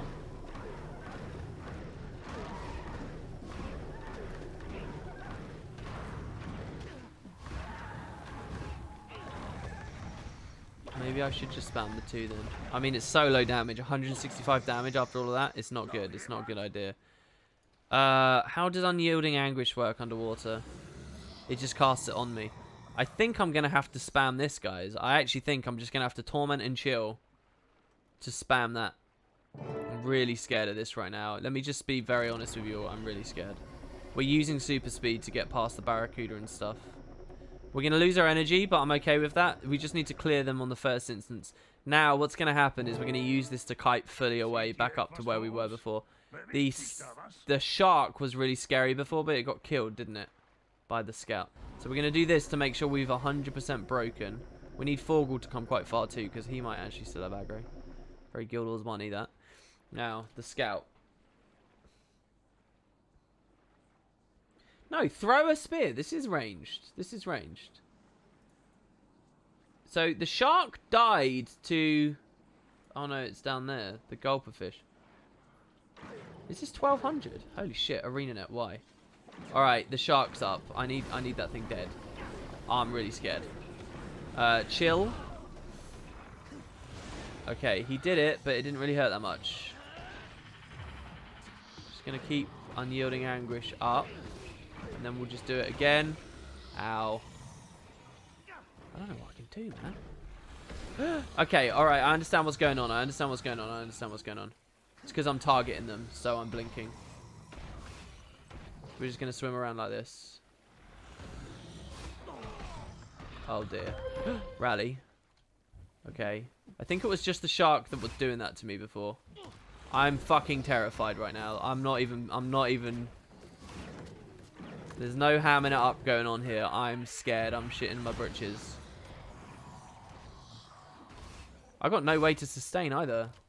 I don't think there's any healing that's coming in here. I just have to kite. I have to get this right. We can wait for his animations to end. Oh my god, my character's attacking. I didn't even want it to. We wait for it to swing at me. We take like a 90 degree... I've got to keep the chill up though, don't I? Really? How did he poison me? Something poisoned me. He's getting... Oh, he's still so healthy. Can I get him onto Forgul, maybe? Break with impossible odds and get him onto Forgul? No, he's still coming. He's still coming. He's still coming. I've got nothing that's going to actually help here, right?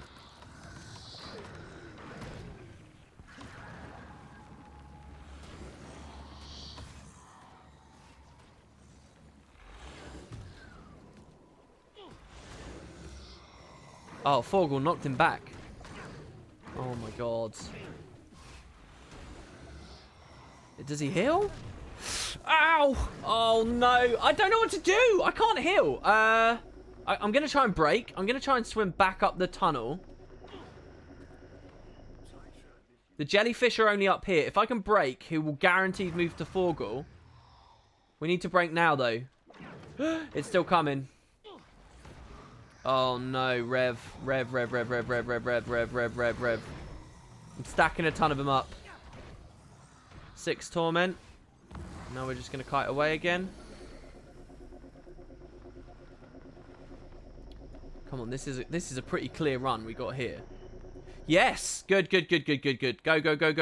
Cheese it. Don't let it regen. Don't let it regen. Where is it?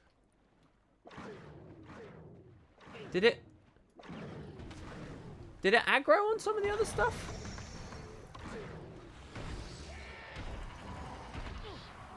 I'm standing near him with the elite now.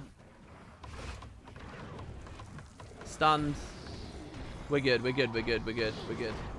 Oof. Don't forget, when we first engaged, he had the shark, so the shark put us quite low.